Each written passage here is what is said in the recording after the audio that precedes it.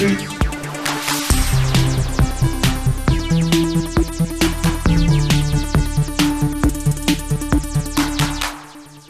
everyone, and welcome to GameFace, episode 358. I gotta say, I think we're the only podcast that has almost 50 years of experience covering the video game industry. And I know for a fact it's the only gaming podcast with just two people that can say that. And alongside me, making up that other 50%, is Matt Kyle. What's up, Matt? Soon it'll just be 100 years between the two of us. It is pretty crazy to think between the two of us, almost 50 years of experience covering the video game industry professionally. That's crazy. I mean, again, I don't think you'll find it anywhere else. And we have a gigantic show today. I know the last couple of months we've had a lot of housekeeping to open the show. That is not going to be the case today. Just a quick rundown of what we have for you guys today. We're going to have to really work to get it all done. We're going to talk about the Xbox leaks that came out yesterday. And I'm actually glad that we ended up having to bump this a day because it gave us more time, one, to think about all that stuff and for all the information to come out. We're talking about Mortal Kombat 1 today, our review of that. We're going to cover the Sony State of Play and the Nintendo Direct that happened both on the same day, which never happens, last week. We're going to talk about the Crew Motorfest. We're going to talk about Lies of P. And we have a secret, really cool game for the end of the show. One of Matt's targets that we're going to talk about.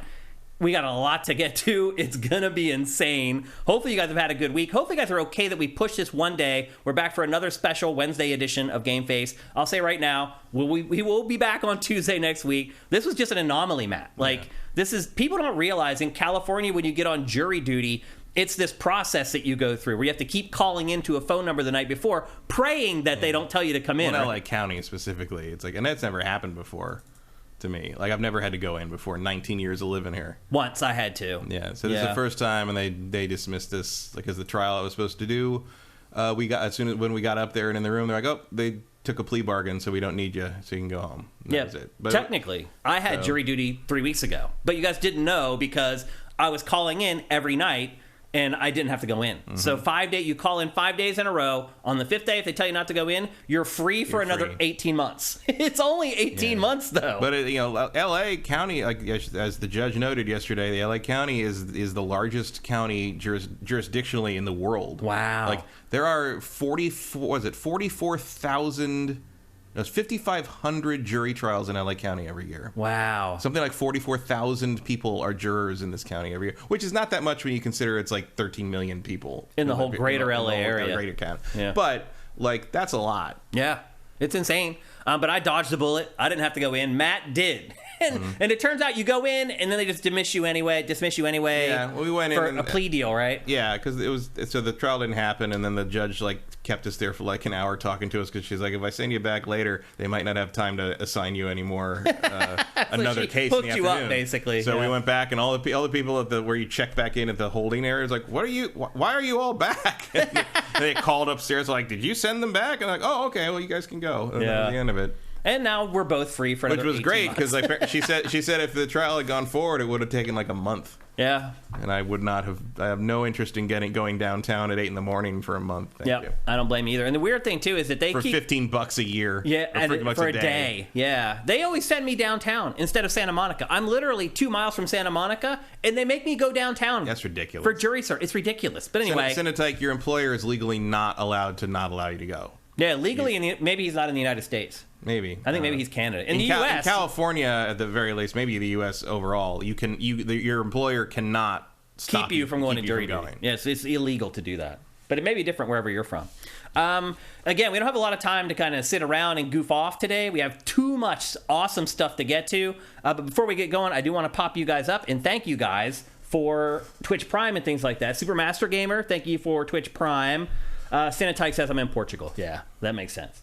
We're already at level 3 of the hype train. You people are awesome. Who else we got in here? Glottis21, Too Quick Capri, Toast9, AJ the Legend Watson, Cinetike, Nexitois, McWomble. What's up, brother? Hope you're doing good. Thanks for showing up for the live stream. Not Cirque, thank you for Twitch Prime. Corey Film, thank you. Userfriendly.exe. First time chat. Welcome, buddy. Thanks for tuning in to GameFace Live. Hopefully you come back. Again, we're here every Tuesday, usually every Tuesday at 1 p.m. Pacific, 4 p.m. Eastern, and we will be back here on that. Oh, and here we have Eric Cartmenez. Oh, who won the football game this weekend, Matt? Did you see that? No. Oh, the Steelers. You know I didn't Oh, see the that. Steelers won, Matt. Yeah. Now just 8 more wins to go, and I win the bet. And I think Eric Cartmenez didn't look at the Steelers' schedule because it's a joke. And they were the first couple weeks were some of the toughest teams that they play the whole season, and now they get their nice and cushy schedule. So it'll be interesting to see how this plays out. But anyway, I only need 8 more wins to go to win my bet with Eric Cartmenez. Go Steelers. And with that, we need to get going with the show. I'm telling you, I'm not joking. There's like way too much in today's show that we need to get to. So we're going to kick off housekeeping right now. Not a ton of housekeeping stories for this week because at first I thought the Xbox stuff was going to be a housekeeping story. And then the information just kept flowing like a waterfall. And I was like, it's not going to be a housekeeping story. It's going to be a real part of GameFace 358. We do have a couple smaller stories, though. Some information about Switch 2 came out again this week, Matt. And it's kind of contrary to what we heard from the Gamescom stuff. Last week we talked on the show. But it sounds more realistic. Realistic, yeah. So last week we talked on the show that these rumors were coming out of Gamescom, that the Switch 2 was there, and some developers got to look at it, and the developers were saying it looked like it was PlayStation 5 level. Well, now we got some new information this week. But those of us who have been here more than 10 days were like, that's bullshit. So... Yeah, so now we got some new information about Switch 2, and it's pointing to more humble hardware that states that it's PS4 and Xbox One level. Nintendo's going to continue to just be a generation behind. Yeah, I'm okay with PS4 level handheld, though. Like, that's good enough for me. Yeah, but as someone who doesn't use it as a handheld, I think it's shit. Yeah. So I'll put up with it because it's the only way to play Nintendo games, but it still fucking sucks. And I'd say this, too. There's a big difference between PS4 and PS4 Pro. Yeah. So I'm hoping it leans a little more closely to PS4 Pro. That's not what it doesn't these are sound saying. like it, though. No. Because if they compared it to Xbox One, yeah, that's the dagger. Because Xbox One was awful. So anyway... that comparison, I think, must be more of a generational one. Maybe, yeah. People just don't remember how bad the Xbox One vanilla was. Yeah, because it was bad. Yeah. Yeah. The Xbox One X, much better. Yeah, absolutely. Again, we hope that the Switch 2 leans more towards those mid-cycle refreshes, but I don't think it does either. No, I mean, it'll be able to cheat its way to something better if they're using like a DLSS sort of solution. Yeah. But like, I mean, it's what I expect. It's not like it's a shock or anything. I'm not disappointed. I'm just sort of, I know. Yeah, that's what we thought. I mean, that's basically what we've been saying. The question all just becomes, how much are they going to dare charge for this thing? Yeah. How much do you think they will dare charge for it if it's PS4 level? Probably $300. You think so? You think they'll keep it at $300? Well, actually, that would be cheaper, wouldn't it? Was it Switch $300 or $400 at launch? The Switch was $300. Was it? Or $350 maybe? No, it was $300. Was it $300? It was $299. I would be surprised if this one's $300. I'll say that. 'Cause that's still $200 cheaper than PS5, or more than $200 cheaper in some territories than PS5. And yeah, Xbox but Nintendo Series. also knows where their price range is for these things. You know, like they weren't as interested in selling you a high-end handheld as much as they were like, hey, everybody in the house needs their own Switch. Yeah. You know, that's sort of where they took that, and it worked. Yeah. And they're saying that it was running that Matrix demo. Do you believe that? If it's PS4 level? Yeah. Maybe with DLSS. There's not a whole lot happening in that demo, and it's just visual. Yeah, with DLSS, you can. I mean, we haven't seen anything on Unreal 5 run that looks like that on PS5 Sense. That's true. And you can't look at it on PS5 anymore anyway because they shut down that demo. That's right. Because it uses streaming data, so I'm sure some of that is happening off the Switch too. Right. So but that is gone for PS5. You can't actually make it run anymore. Here we are 7 years after the Switch launch. I still have yet to have a rooftop party with the Switch. I still have yet to play Metroid Prime fucking 4, so it's tough all around. So anyway, I guess what I would say at the end of this is that it's probably going to be somewhere in the middle. A lot of times when you get a bunch of leaks and rumors like this, the reality is somewhere between all the different leaks and rumors that you get. I think the graphical fidelity will be about PS4 level. I think the frame rate will be better than you would expect from that hardware. I think it'll be smoother frame rate because of the DLSS. Yeah, and the good news is they are building the Switch 2 with DLSS in mind.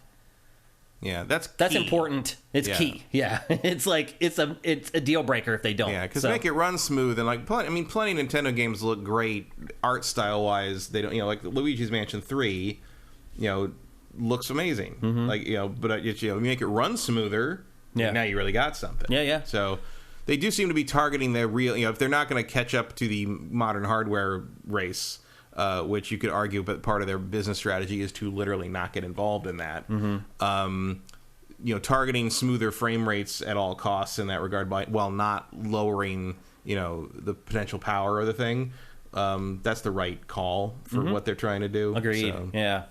I think I'm hearing the right things about Switch 2 so far. I mean, I think it's kind of best case scenario what I'm hearing. Yeah, I mean, best case scenario would be they actually make a real console and not a hybrid. Yeah. But that's not going to happen because the Switch is the most successful thing they've made in Looking forever. at things realistically, I think we're hearing the best possible news. Yeah. So, probably, you think we'll hear more probably around Game Awards, like legit stuff from Nintendo, you think? No. I think they're not even like a tease or anything? I think they're going to wait till next year. Okay. Next up. Why throw anyone off their Christmas shopping at that point? Just save it for next year. Yeah, that's probably the right move. Next up, something that may upset PlayStation fans. We found out this week that the Elder Scrolls 6, as of right now, is not planned to launch for PlayStation. And Matt... No shit. I'm a little confused by this, though, because if you remember... I'm not. You're not? They bought Bethesda. Nothing was ever coming to PlayStation again. This ain't Call of Duty. Here's the thing. So the FTC didn't try to shut them down on this one. Yeah, that's true. But the FTC, I just remember a lot of those discussions were all around like, well, if it's already been available for PlayStation, then it needs to be available for PlayStation going forward. And only because there were contracts in place. Yeah. No, I don't think it was contracts, though. Well, that was the thing, was the contract with PlayStation was going to run out at a certain point, and would COD still be on there after that? There is no contract for Elder Scrolls. Yeah. Like, they own Bethesda. They get to have all... It's just like Insomniac's Spider-Man game isn't going to be on Xbox. Like, they bought Insomniac. Like, no one loses their minds when that happens when Sony does it, so... Oh, look, I agree with you on all those fronts. It's just... To me, there's confusing signals coming out here. Like, I thought that Microsoft was going to adhere to the idea that if a franchise had previously appeared on PlayStation... No, that was purely Call of Duty. That was only Call of Duty. It seemed like it was all of them. Because they started arguing... No, because then they said that Redfall was okay to be an Xbox exclusive because it had never appeared on PlayStation. Mm-hmm. But so Microsoft was considering that for sure. Maybe, but they would never do that with this. That would be ridiculous. I mean, I agree. It's dumb, and they should be allowed to do whatever the hell they want. I'm just saying that the verbiage coming out of all these hearings, this flies in the face of that, is what I'm saying. I don't think it does. Okay. I think it's... I do, but... I think they were vague enough that that's not what that means. And I don't think the FTC is going to come back at them of course not. 4 years from now when it comes out. And also, really, that could have just meant Skyrim. Yeah, Skyrim is pretty much his own franchise. Yeah, I mean they could try to position it that way. No one really remembers that those games are called Elder Scrolls. Certainly the FTC doesn't. I tell you that much. But anyway, I'll be honest. Like, I think the thing you have a better case on with that is the Oblivion remaster. Yeah. Because the other thing, too, is Starfield. There was a big discussion about that. And they're like, but Starfield's a new IP. It was never on PlayStation. So we're cleared for takeoff exclusivity on Xbox. Like, there was discussion around all these games related to this. And I agree with you. It's bullcrap. Like, they should be allowed to release that game for whatever they want. They own Bethesda. They own the IP. I'm just saying Microsoft was doing some toe tapping around stuff like this, trying to get the deal to go through. And now that the deal's gone through, it feels like it's starting to backtrack a little bit on some of the stuff that it said. But again, I agree with you 1,000%. A bunch of this stuff was also in the documents from years ago, so it doesn't. This was never in the cards ever. Yeah. And we also know that one of the reasons that they really went for Bethesda was because Sony was starting to court them to have Starfield be exclusive to PlayStation. Yeah. So yeah, that was part of the fight there. It always was. Yeah. Call of Duty is just too big to have that argument about, really. Like, that was the Elder problem. Scrolls, pretty big. How many copies has Skyrim sold at this point? I mean, they sold a lot of copies, but it's like not 80 million, maybe? No, it's not comparable. It's a yearly... Call of Duty is a yearly, basically an ongoing service. It's 20 to 25 million a year. These games come out once a human generation, not a console generation. Yeah, and out of the gate they sell around 14 million or whatever. Starfield's already at 10 million. Yes, well, Starfield's the biggest launch they've ever had. And you can get it basically for free. It was. I mean, that's bigger than Skyrim. Skyrim took much longer to get to it did. That. Yeah, absolutely. So anyway, if you're a PlayStation fan... You can only imagine what Starfield will look like in 10 years. Yeah. Because the modding and all that. Some dude I saw today had an 80-minute demo of he got literally 2,000 mods on Skyrim, and it looks like it came out yesterday. Yeah. It's amazing. It's pretty crazy. It and really it's just is. like Starfield's going to have that same thing. Oh, yeah. Yep, absolutely. I guess there's good news and bad news if you're a PlayStation owner and you like Bethesda's RPGs. The bad news... But if you do, you must not have been playing on PlayStation because they're always terrible. Kind of always terrible. I mean, the PlayStation version of the Bethesda stuff is always the worst. Yeah. Well, the bad news, if you're a PlayStation owner... Skyrim never even worked properly on the PS3, and they never managed to fix it. Yeah. The bad news, if you're a PlayStation owner and you like Bethesda's RPGs, is that you're not going to get the next one. The good news is that's 4 years from now. So it's going to be 4 years into you're going to be really sad about the fact that you cannot play it. You got plenty of time to just get another Xbox, or whatever the next thing is, or a PC or whatever.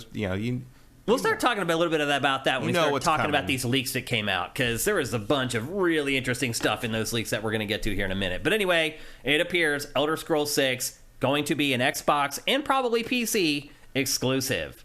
Next up, announced this week, and we're just here to help you guys, is that this week there was an Xbox MasterCard was announced and launched. And I could see where it'd be very easy if you're a big Xbox fan to just want to get the card and just, when you pay for stuff, you're representing that you're an Xbox. I understand that whole psychological angle to it, but I'm going to tell you right now, don't get that card. No matter how much you like Xbox, don't get the card. We've said this before. Get a card that gives you points and buy everything with it. And you get free stuff just for buying stuff you would normally buy anyway. There are no points on this Xbox MasterCard. Who the hell has MasterCard anymore? Actually, you're right. Like, it feels like it's just disappeared. Yeah, it did. They did a similar thing to... They actually did a similar thing to what Unity did, where they just did a bunch of weird shit and everybody just dropped them and switched to Visa. Is that what happened? I had a MasterCard for most of my life until they did some fuckery, and Wells Fargo was just like, we're dropping them and we're all Visa now. Oh, now Discover Card is like bigger than MasterCard. Yeah, MasterCard, they fucked up. They really screwed up. They stabbed their own foot to death, basically. Yeah. It was really dumb. So anyway, I don't remember the details, but it was all the reason. You remember back in the day, it was like Visa and MasterCard, Visa and MasterCard. Yeah, you said them together every time. And you walk into a store, the sticker, Visa and MasterCard, Visa and MasterCard, and now never. Yeah, you're right. Now Discover's way popular. Now you can't even do that Renaissance Fair joke. It was like Lady Visa and MasterCard. Oh, right. I forgot about that. Now everyone's like, who the fuck is MasterCard? Hashtag old. But anyway, stay away from that MasterCard. I understand the psychological angle may be pushing you to go that direction. That's a really bad idea. As Matt just hinted at, big story with Unity this week. What the hell? The Duck Consulting. Once again, roll us on in there. Give us 10 grand. We'll save you. There are unforced errors, and then there's this. Oh, my God. So Unity, as you know, is... Although that Baldur's Gate reveal about Microsoft, close. That one of the reasons Baldur's Gate is not on Xbox is because Xbox thought it was second run Stadia RPG? Like, I could have told you were wrong about that 2 fucking years ago. Who are their consultants? Because they're so bad. Some people should be fired because for that. First there was Redfall, where their consultants thought it was going to be a 9. No, complete, yeah. I don't know what world these people are living in, where Baldur's Gate 3 is an also ran and Redfall's your next big hit, but no. And I didn't need to even touch those games to tell you that. Xbox, whoever you are paying for this information, fire them. Fire them and pay us half that. We'll take half. Yeah. The Duck Consulting Agency make checks payable too. This is insane. So Unity is an engine where you can build games. And a lot of indie developers use Unity because it was one of the first engines that was like friendly to people who didn't have a lot of money. Yeah. It's basically like you can build stuff and you don't really have to pay as much money until you sell it. And then Unity now all of a sudden has decided to change how it makes money by, what is it, in-game installs now? Which is like ridiculous. Which can also include just loading it up in a browser. Right. It's like, it would bankrupt everybody that uses Unity. Yeah, it's astounding. Let's be honest, very few big developers are using Unity for games. Like, most of them are using Unreal Engine or their own proprietary engine anymore.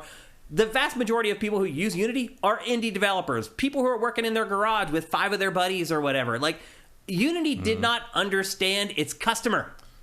That's the problem. Like, it could be like, you could be like charging. They could be like, if you're an indie developer, you might have already sold all your copies, and then it ends up on Game Pass or it ends up in a Humble Bundle, and all of a sudden you're getting charged for the installs. Yeah. Because a bunch of people got it in the Humble Bundle for like 3 cents. Yeah. And you wonder too if Microsoft would protect that information and not give it to Unity because it knows what Unity's going to do with the information. The whole thing was asinine. Yeah. Basically, Unity's over. But it's maybe. Over. It has now gone back, kind of. Not fully back. No one will ever trust them again. But you're right. And already, the trust is gone. Already, there are publishers like Devolver and some of these. They're like, you need to make sure you tell us when you pitch your game to us. You got to tell us what engine it's on, because if it's on Unity, we basically aren't fucking with that. No, it matters. Yeah. Yeah, and it's like because no one trusts them not to do that again, unless maybe what they should do is get rid of Riccatello. I mean, whoever, I don't know how you let that go through. The Abram brings up a really good point. He says Genshin Impact is on Unity and it's free to play. Imagine that combo. I mean, already that game has been installed 20 million times, Millions maybe? of times, yeah.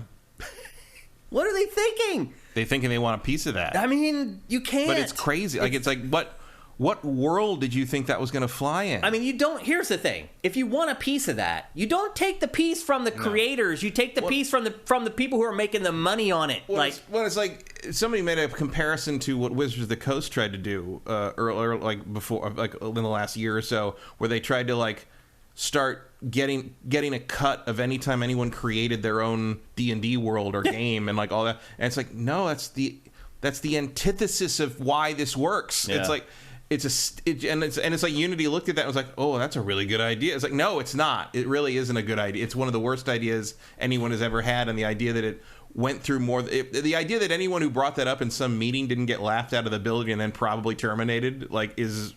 And I mean terminated by a robot with a gun. I mean like Arnold Schwarzenegger terminated. Like unbelievable. Just unbelievable. Well, we'll play taps for Unity because it is indeed dead. Just insane. So anyway, Unity just destroyed its business. Yeah, I did like do you see what the Terraria guys did? No. They were, because the Terraria guy, I can't remember the name of their company. It's like R something or Re something. Mm-hmm. But they were like, we think this is ridiculous, and so they donated $100,000 each to Godot and another competing upcoming independent game engine. Yeah. And are now going to every month they're going to send each of those game engines projects $1,000 a month to help keep them working. Because they're like, we need something to replace Unity that everybody can trust, and we think these two are the best, and we're going to throw a bunch of our money towards it because we think that we think it needs to happen. And Unity is basically, it's like, it's not just that Unity fucked up; is that the absence of Unity will cause an actual real problem, a ripple, more than a ripple, in that part of the gaming world. So everyone's scrambling to figure out what to do next. And there were jokes about Silk Song delayed another 4 years to put it on a new engine and all this shit. It's like. Oh. Hey. Yep. So anyway, Unity just destroyed its business, basically. Relogic, that's what it is. That's the people that made Terraria. Yeah. Terraria. So anyway, RIP Unity. you only have yourself to blame. Next up, a lot of people have complained about how Bethesda signed a deal with AMD for Starfield and how it kept things like DLSS. Except it didn't, according to AMD. And as it turns out, AMD is what the hell are you talking about? Yeah, we don't do that. We don't make those deals. Yeah.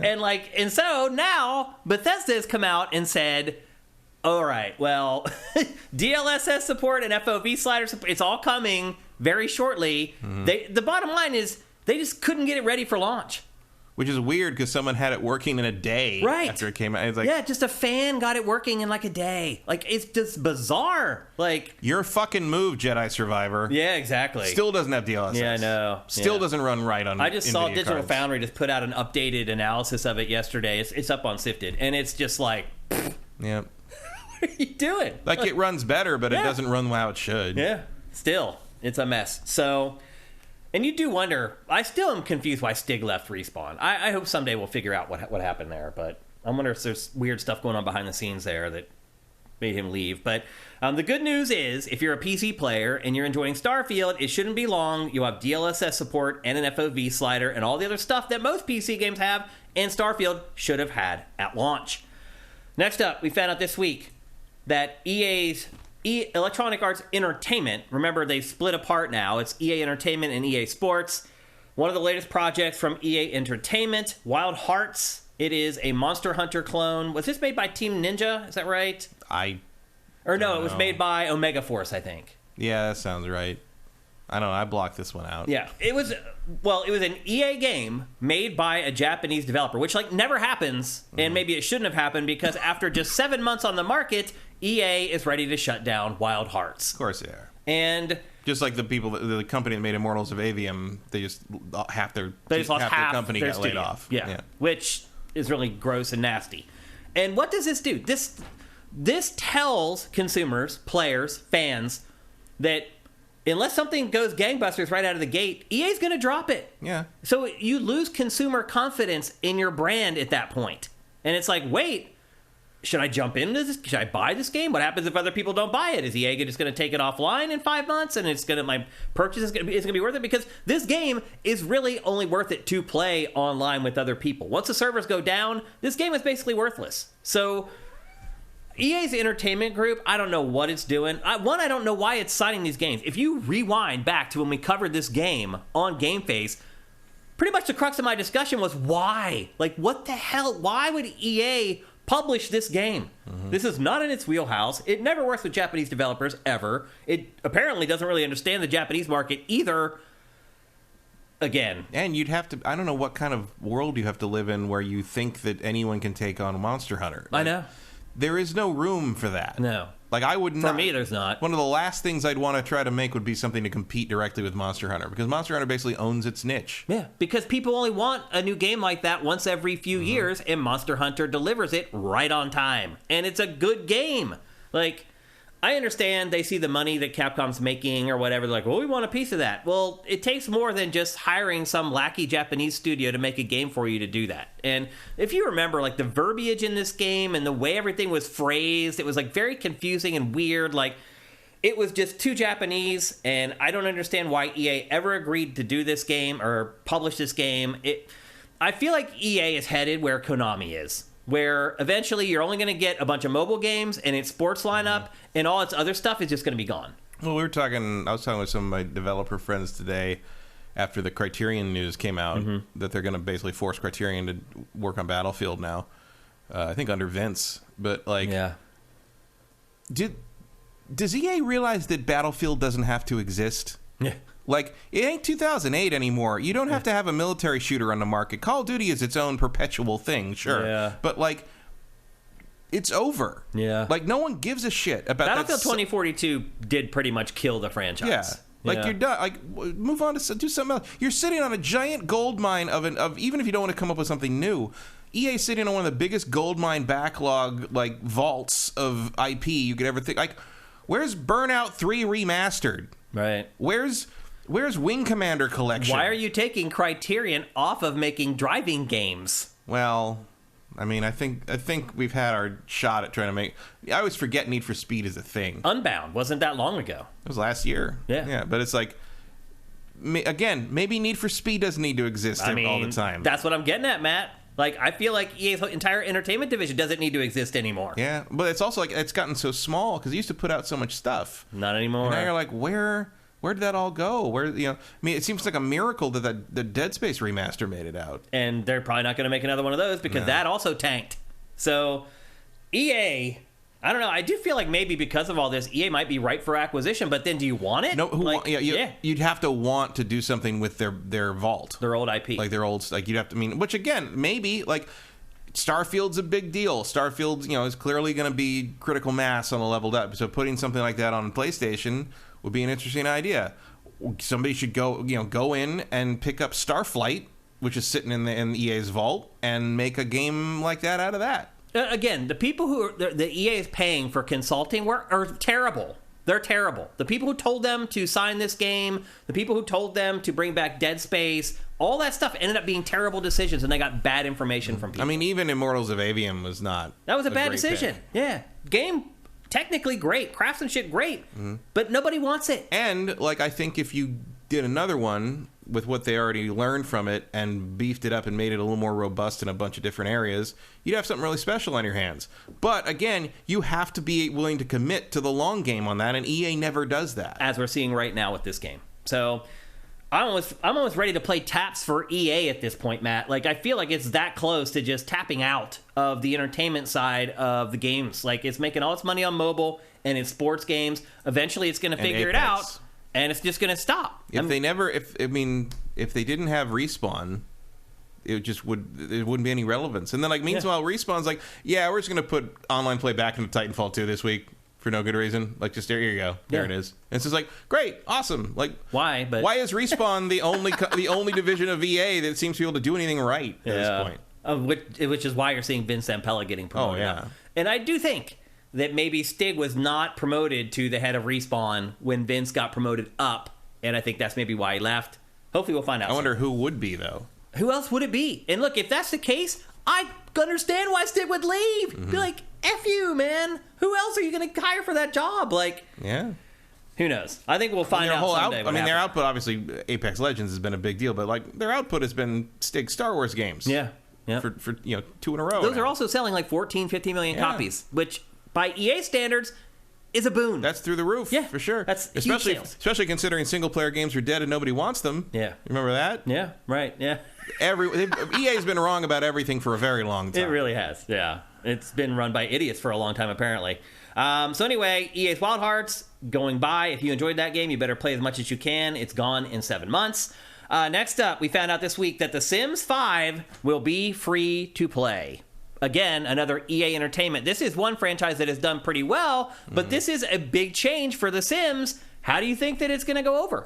I don't know. It depends how they're going to integrate things, because they do seem like they're going to keep Sims 4 still existing alongside it. Because they just released an expansion pack for The Sims 4 yesterday. Yeah. But it's like, you got to change up how you approach Sims, because you can't keep doing the thing that they've done now 3 times, which is like, all right, we're just going to go back to vanilla, and you got to rebuy basically the same expansions again as we make them over again in the new system. Yep. People were real sick of that, and there was a whole 4 had a big problem where people wouldn't leave 3, right? Because they had so much mods, so much modding you put stuff that much money into it, you don't want to leave. Yeah, it's like, why would you? Yeah. I think they should call this just The Sims again. They should reboot it and just make it a platform going forward, so people know, to your point, that if they buy stuff and they buy DLC and cosmetics, they're going to have them forever. Yeah. That would be the way to do it. So maybe that's what's going to happen. I mean, they haven't technically announced it yet. I think it's smart to not abandon 4. Yeah. Keep that as a living platform. It's one of the few and eventually things kind of bring 5 into parity with that, and then maybe drop the 5 and just call it The Sims, and this is what it is now. Yeah. Yeah, so we'll see what they do with that. But again, that's the long game, and EA doesn't really do that. It's one of the few franchises that EA has that still makes money, is The Sims, as far as its entertainment portfolio versus its sports portfolio. So we'll see. Again, we don't even know it's The Sims 5 yet, so it could be a total reboot just called The Sims. Yeah, all we know it's the 5th game. The 5th game, yeah. Could be anything. So we'll see. And then unless you count herbs. Yeah, that's right. I forgot about that. That's right, the herbs. And then the final note is Tokyo Game Show is coming up this week. Not normally, but back in the early aughts, this would be 15 years ago. This would be somebody would have cared. Someone would have cared. Not so much anymore. And I am kind of seeing the early stuff coming out.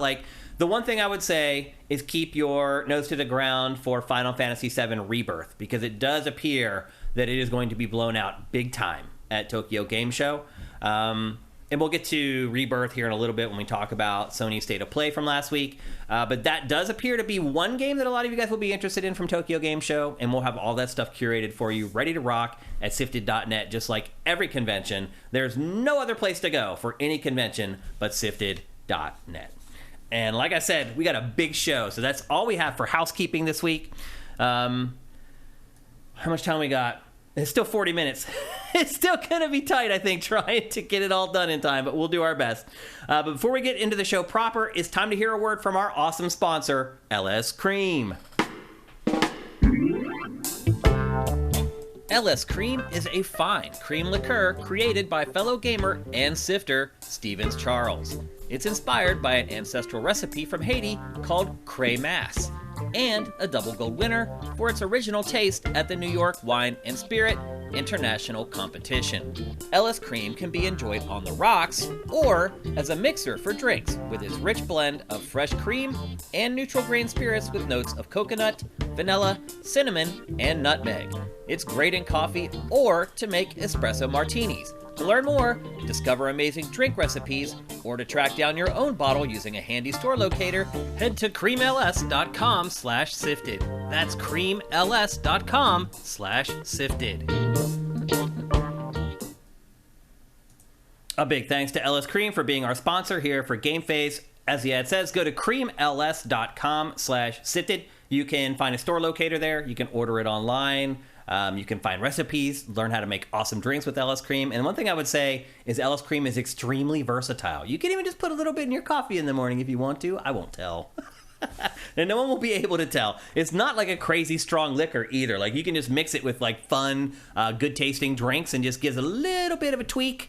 But you'd probably have to drink, I would guess, half a bottle of LS Cream to feel a buzz off of it. It's not a high alcohol content. It's a liqueur. So it's not something that you take a drink of it and you're like, oh my gosh, like it just mixes nice and smooth with other spirits. If you'd like 17%. That's liquor though. Yeah. I mean, you talk about vodka or whatever, it's like 40-50%. Yeah. So yeah, but it's a great mixer with so many different things. Again, go to creamls.com. Get you there faster than beer. That's true. Yeah. If you drink that, I mean, that's like 5 times beer or whatever, 4 times beer. But anyway, head to creamls.com/sifted, that's SIFTD, and learn all about this awesome liqueur. And with that, it is time to kick things off for GameFace 358 proper. We're going to kick things off with the huge Xbox leaks that happened yesterday. Now, you guys may be, at this point, maybe glazing over with the Xbox leaks because there was all this information that came out during the FTC hearings over the acquisition of Activision Blizzard. That was just the tip of the iceberg. In fact, most of the information we got from those leaks, or they weren't even really leaks, they were just discovery, were like fun, but not like real serious stories. It was almost like anecdotal stuff. The stuff that we got yesterday, serious stories. Like, we basically now have the roadmap for Xbox for the next, 8 years? Well, we have what it was, 3 years ago. Yeah. These are very old documents for the most part. Well, I thought most of them were 2020. They were from 2020, right? Yeah. So it's 3 years ago. That's not that long, though. That's because a lot of these plans... But you look at the Bethesda schedule, and it's none of that's right anymore because so much stuff slipped. Maybe Starfield pushed, everything's pushed, all this stuff. The only notable revelation game-wise in any of this was that Dishonored 3 might exist, which I did not expect to happen. Oh, there's Fallout 3 remaster. There's other stuff. Anyway, I have everything set up. We need to talk about it in a very specific order. I just agree with Sessler. I don't think this is all that big. It's like okay. It's a big leap. We just found out about 3 new Xbox consoles. Well, they're new shells. Huh? Like the console refresh is the same hardware with a different. It's a circle now. There's others though that are not. Okay, let's talk about in the far future, but that okay. 3 new Xboxes were uncovered. I think this is a lot of noise about nothing for the most part. You are on an island on that one because the internet's exploding. I will sit on that. Well, yeah, because you and Sessler are sitting on an island. Me and Sessler are sitting on the island of being correct, and you guys can drive for clicks. Let's go. Let's see. Because this was all really dull to me, frankly. What? How? Because most of it was either stuff that was obvious or so far in the future that it's probably not even relevant because it's 3-year-old documents about shit that's going to happen in 2028. Okay, we'll get to something that if you tell me it didn't blow your mind, I'll call you a liar. Eventually we'll get to it. Because I don't know how it could not blow your mind. But anyway, 3 new consoles were leaked, released, whatever. And as it turns out, this was all Microsoft's fault. Because it uploaded documents to the court website it was that they had not even requested. This is technically still discovery. It's just somebody didn't encrypt what they were uploading. Maicrosoft basically overshared. Someone again probably should be fired for this one. It's a huge mistake. The problem is not even the scheduling and the more serious stuff are the emails. There's some embarrassing stuff in there. The main thing is guys, keep some of this shit to the meetings. Don't email each other about some of it. I have never... there are some things that even if I was in a business situation where I thought some of this stuff, I would never put that in retrievable, right? No. I wouldn't even text message somebody that shit. You'd be shocked how many stupid people there are. Yeah, I know, yeah. It's really crazy. So anyway, 3 new pieces of hardware were revealed through these documents. Whether they actually come out when they say they are, who knows? But the first one is called Elwood, ELLEWOOD, which is a light refresh of Xbox Series S, which is set for September 2024. As of right now, or as of those documents anyway. Who knows now when stuff will come out. But we got, let me see if I can get the right one up here. Yep. So these documents, by the way, PowerPoint present, all this stuff was in there uploaded.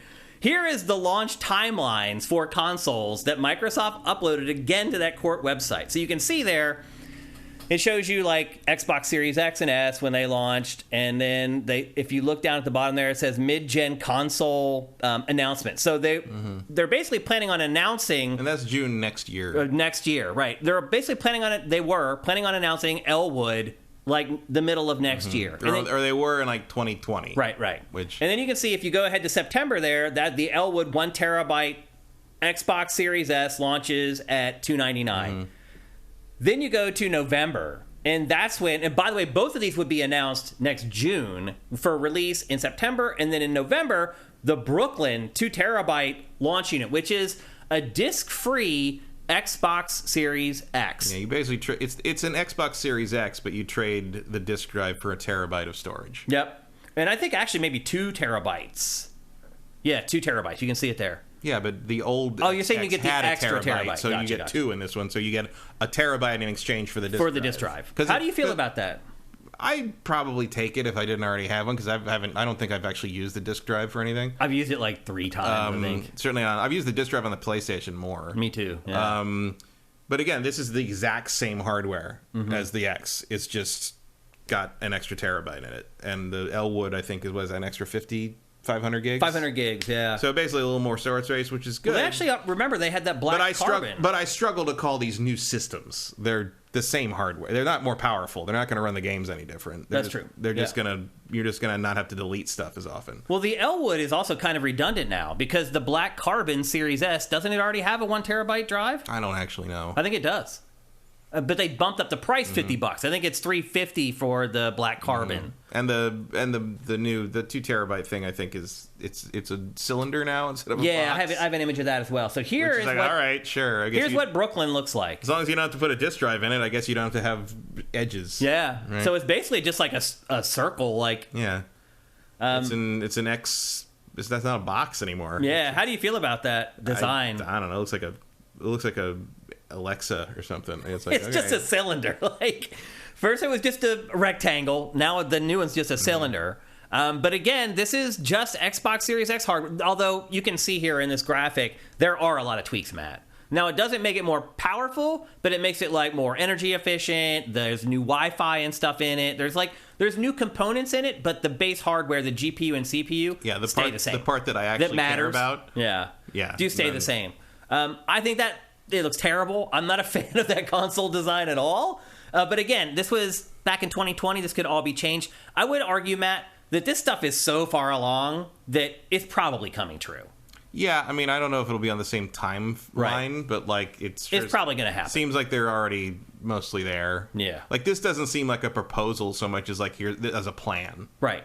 Yep. So, and then here's another graphic that was pulled out of the uploaded documents, and it says each generation of Xbox has also brought new innovations to Microsoft, and so they show Xbox Series X with Project X Cloud and cloud gaming, and then cloud hybrid games for the new consoles that come out in 2028. They've been promising for 3 generations now. Yeah, and I don't know what the immersive game and app platform is supposed to mean. I don't know. That seems like the most generic, vague business speak bullshit I've ever read. Yeah.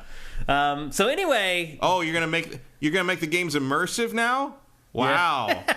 I guess you should have thought of that 20 years ago with the first Xbox, but at least you're getting to it now. This is all nonsense. Like, this is all crap you'd see in a business meeting that you forget 5 minutes later. Well, this is what they send to each other to brainwash each other inside the company. and you'll notice like it goes from low to full. Right, yeah. What the fuck does that mean? We've all worked at companies where we got presentations like this, and like you sit there and act like you're paying attention, and as soon as you walk out, you start laughing. Yeah, well, finally, in the 5th generation of Xbox, we got as green as we always wanted it to be. That's apparently what that means. I don't know. Yep. So anyway, and then there's also another console called the XDL, and the XDL is basically the Brooklyn, except you can use the Xbox Design Lab to customize the cylindric. Is that correct? Is that the right word? Yeah, whatever. The console with skins or whatever. So you can color it however you want, kind of like what you can do with the controllers right now at Xbox Design Lab. And again, that's called the XDL. Yeah, once again, I struggle to call that a new system. Like, it's just it's dumb. Like it's real dumb. Like it's like who wants? Like, I mean, customizing your controller was kind of a cool idea. Not that I ever ended up doing it, but like I can see the appeal of that. This one is just like what? Yeah. All right. Like I don't know. Like it's the obsession with customization. It feels left over from that like Xbox 360 launch presentation with Jay Allard. And it's just like no one gives a shit, dude. Like I mean, people do. They do, but it's enough to go through a separate website and wait an extra amount of time. I mean, I would never do it other than like just go to Best Buy or Walmart and buy the. Like it just seems so neat. And like, what happens if something breaks on that thing? Now you're custom. It's not like you can just exchange it. You gotta like have to get it customized again. Get it back. It's like it just seems like more trouble than it's worth. Yep. So anyway, that's the new hardware that's supposed to get Xbox out to 2028, which is a long ways away still.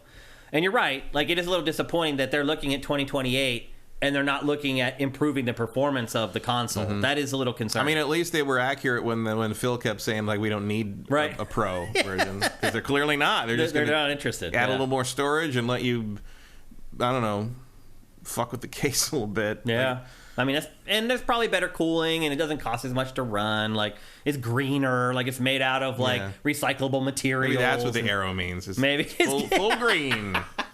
Now you can throw it in a landfill. Right. That's what it means. You can't do that with the original Xbox. It'll mutate all the deer. Yeah.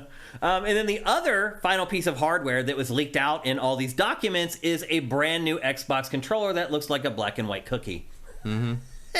The controller is called the Sebile, Sebile. I've never heard that word before. Have you? Sebile? Sebile. I'm not sure how to pronounce it. The others are all misspelled too, so maybe it's supposed to be Seville. Maybe. Like Seville. I don't know. I've never heard that word. Brooklyn's spelled wrong. Elwood is spelled wrong. Or are they Blues Brothers references? Is that what they are? Maybe. Is there Seville something? Maybe. In Blues Brothers? I don't remember. That's funny. That's a good catch, though. So this controller is basically Xbox's answer to the DualSense. Yeah. It has haptic feedback, haptic triggers. It has a gyro. It has brand new analog sticks. It has crazy connectivity, so it connects to like anything. Basically, it's Bluetooth, and it'll connect to your phone or your iPad, your tablet, your PC, your Xbox. Ugly is sin. Yeah. And I'm guessing, there'll be more than just black or white. They'll have other two-tone like color schemes or whatever. But I would argue Xbox needs this, and I would hope that it doesn't wait until 2028 to release its controller. Like, its controller is behind. That's just the truth. Unless you have one of the Elites. Even the Elites are behind as far as haptic feedback and all that stuff is concerned. I cannot express to you how much I don't care about I do like it. And the only thing that I am impressed by with this controller is that it's cheaper than I would think they would make. Yeah.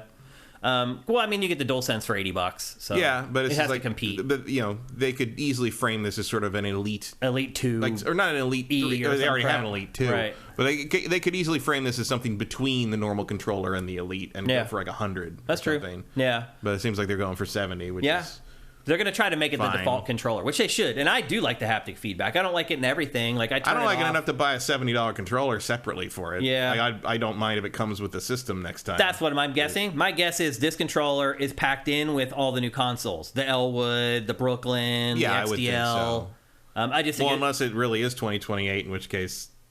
No, because that's next year. Well, they may start packing it in with the existing Series X or Series S consoles, I wouldn't think this would take that much time to roll out as like the new standard. Yeah. They need to do it, and I think this is a good product, and I think it'll do well. I've liked pretty much all Xbox's controllers. It's just fallen a little bit behind PlayStation right now, and it just needs to catch up. I just don't agree with that. I think there's still better controllers. Like, yes, they do not have the haptic feedback and the touchscreen thing, but I don't care about those. But see, I don't like the triggers on the Elite either. The triggers on the DualSense are way better for playing games. There's way more action. They're not clicky click. They're clicky like buttons. Are not clicky. I don't like the shoulder buttons on the Xbox controllers as much as the DualSense anymore. I once again, playing Mortal Kombat, have reestablished myself that I still don't think the shoulder buttons on the PlayStation work properly. I mix the two of them up all the time. I never do that on the Xbox. Ever. Well, we'll just agree to disagree. I like DualSense way better than Xbox controller, and you like Xbox better than DualSense. Yeah. I mean, just the fact that the Xbox controller is still skewed sticks, instantly better.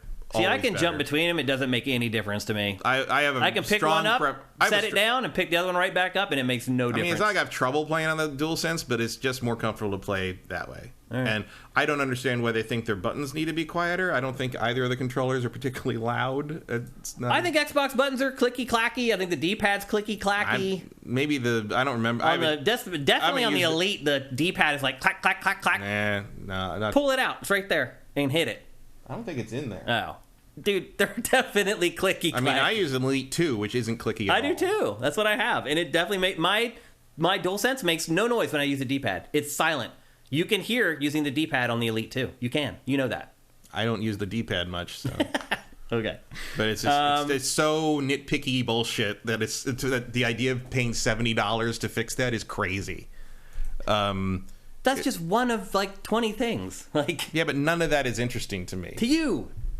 I don't have a problem disassociating yourself from everybody else. No, I don't really. Because a lot of the times what I think does end up being aligning with how those things perform. I mean, most people love the DualSense. I mean, most people have loved the PlayStation controllers since the beginning, but I don't. I've never liked them. I haven't either until the DualSense. The DualSense is the first one I think is even decent. DualShock 4 was pretty good. DualShock 4 was an improvement, but it still wasn't very good. Before that, I hated PlayStation controllers. Now, I think they have the best controller. They've definitely improved it, but they're not against the Elite 2. I disagree. I use the Elite 2 on the matter of opinion. I use the Elite 2 on the PC for a reason. I could certainly put a DualSense on it if I wanted to, but nah. Nah, I like DualSense better. We've been asking for forever. We've been trying to figure out what, and again, I can't understand why you don't think there's news here, Matt. This is crazy that you don't think that there's news in this. We've been trying to figure out forever, like, what Microsoft is paying publishers, developers to put games on Game Pass. And we had no clue. Now we have a clue. We've now learned that typically publishers of big AAA third-party games expect Microsoft to pay them $100 to $300 million to put their game on Game Pass. That is insane. It's about what I would have thought. Really? You thought it was that high? Because you're trying to offset everything you would have sold on that platform, maybe plus a little bit more from people who might have been choosing between, PC or PlayStation 5 or Xbox, and who are then going to Xbox because they get it, quote unquote, for free through Game Pass.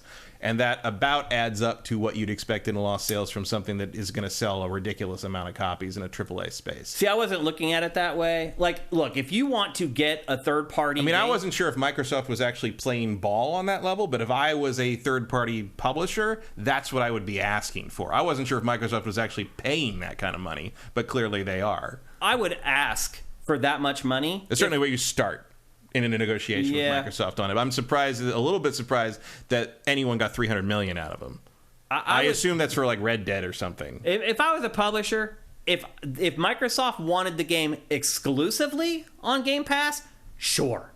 That makes total financial sense. But if you're just like saying, well, we're going to put it on Game Pass for a month, and you're also going to be able to buy it, and once it disappears off Game Pass, you're going to continue to be able to buy it at full price, that seems outrageous. It doesn't seem outrageous to me, really, because of how front-loaded sales are these days. But the problem and not just for games, for everything. The problem is nobody's buying games for Xbox, or at least it's drastically decreased. But they're not buying it because they just can get it through Game Pass, and all Microsoft wants is you to be in that ecosystem, as we've been saying forever. So if you've got Microsoft money to throw around, and they do, I guess so. I still think you run into the problem that Packer's been talking about forever. It's like, how long can they keep this up and justify it internally? Yeah, I just don't think there's any way you can turn a profit if you're paying this much money out for Game Pass, for each game. That's crazy. I don't think that's for each. I think the $300 million is pretty rare. Well, they said it's for big budget AAA games. You're talking about huge. I don't know what you'd even qualify as that. Well, the truth be told,